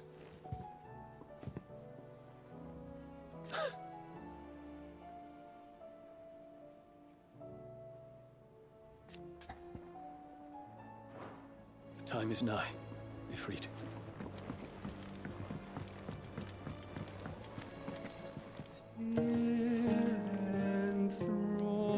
Enthroned in sable skies, chaos in walls.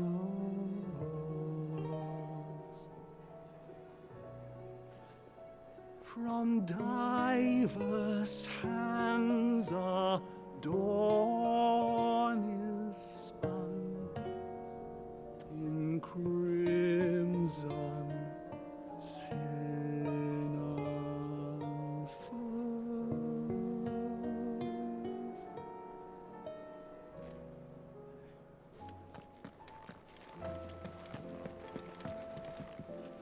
Ready for the big heave-ho, are you?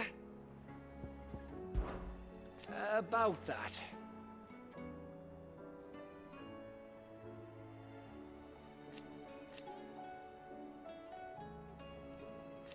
Aye.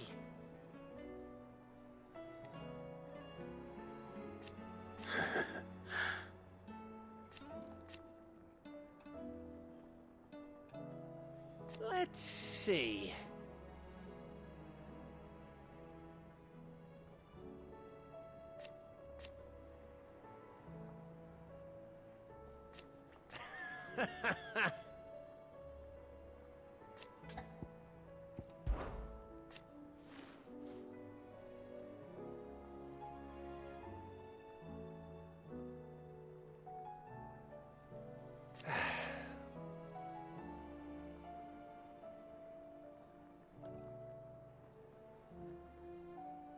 But over time,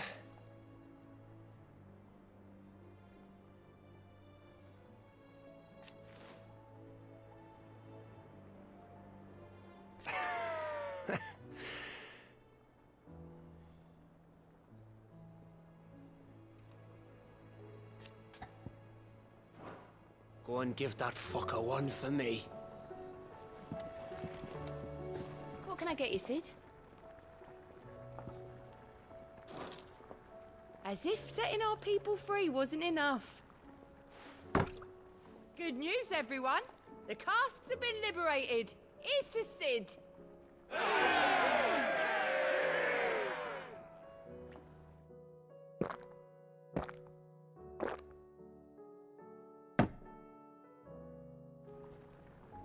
Don't be a stranger, Sid.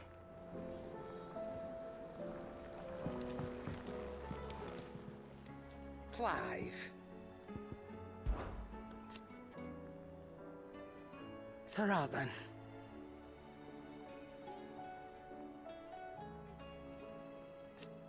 Thank you, Karen.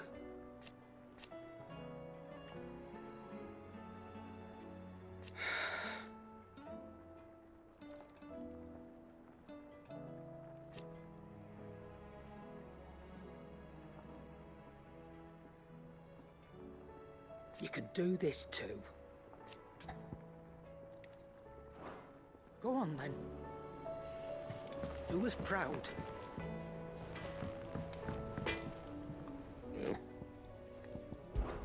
Crack the crystal.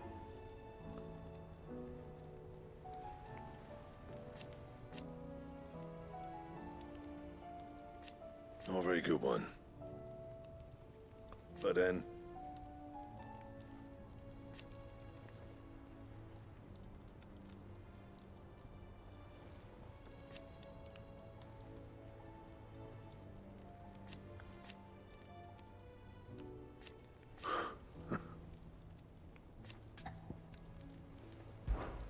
So, will it be?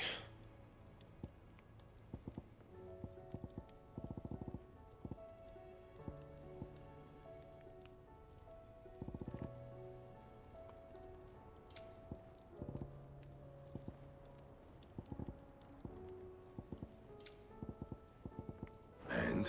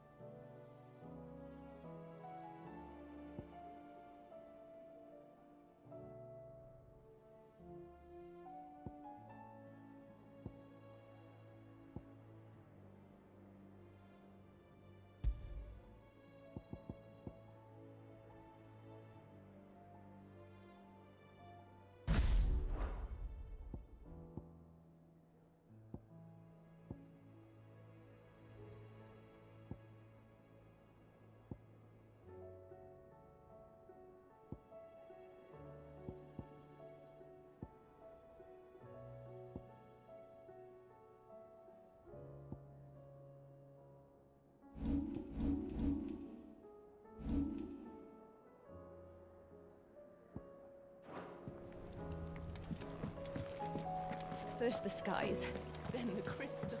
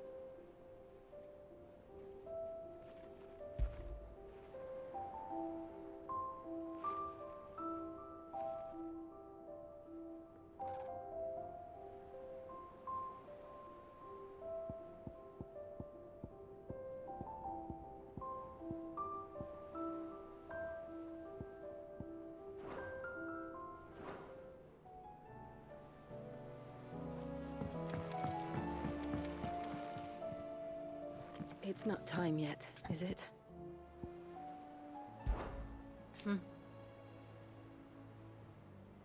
For so long.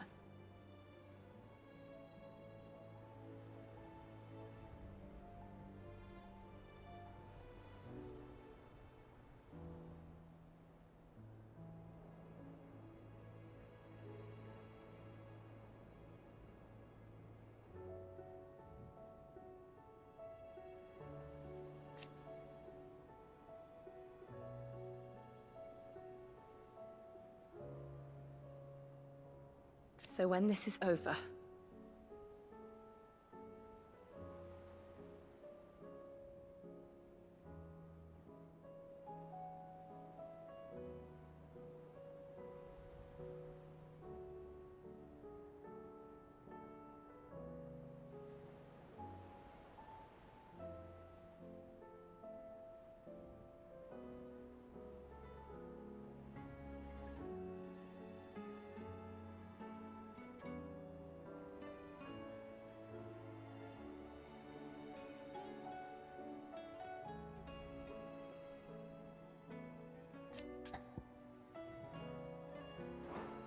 right.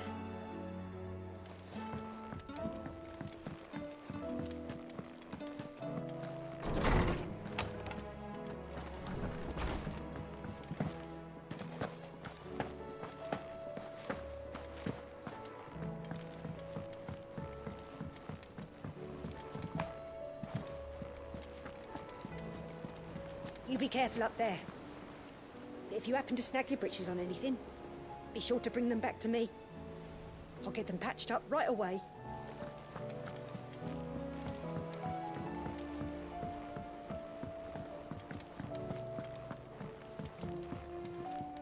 Clive.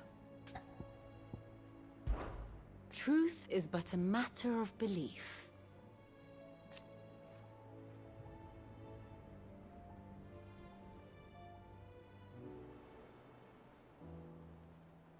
Alas.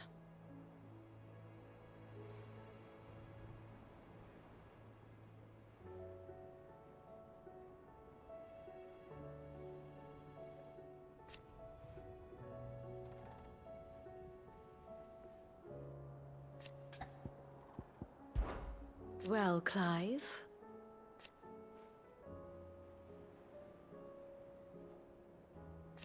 I am.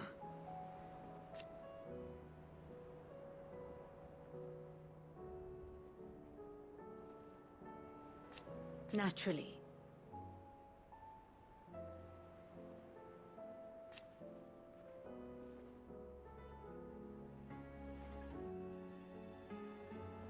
I shall.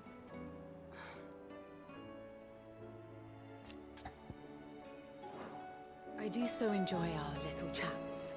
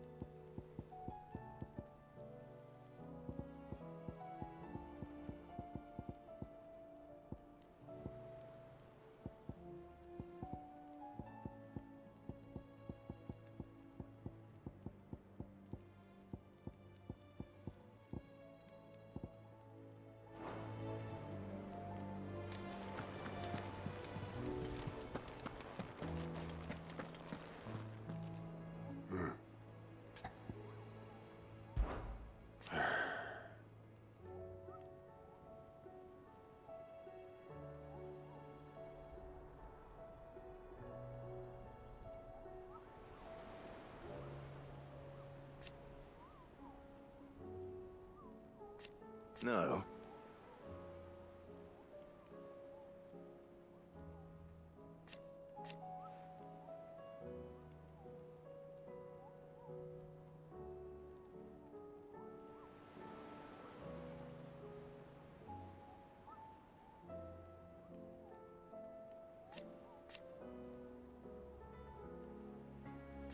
Is that right?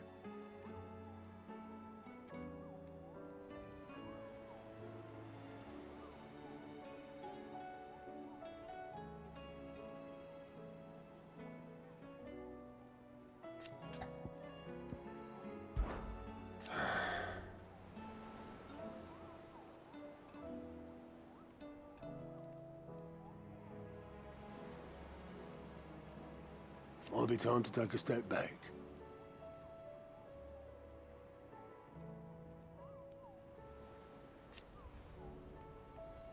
But if it weren't for Sid,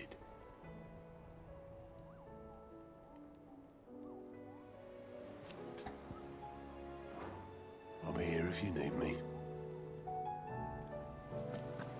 Twinside's hundreds of leagues away. That'd mean I read Gav's report on Stonehair. Only wish I could have been there to see the Mother Crystal fall. It's just a shame it wasn't the last. Assuming that thing looming over the mountains is a Mother Crystal,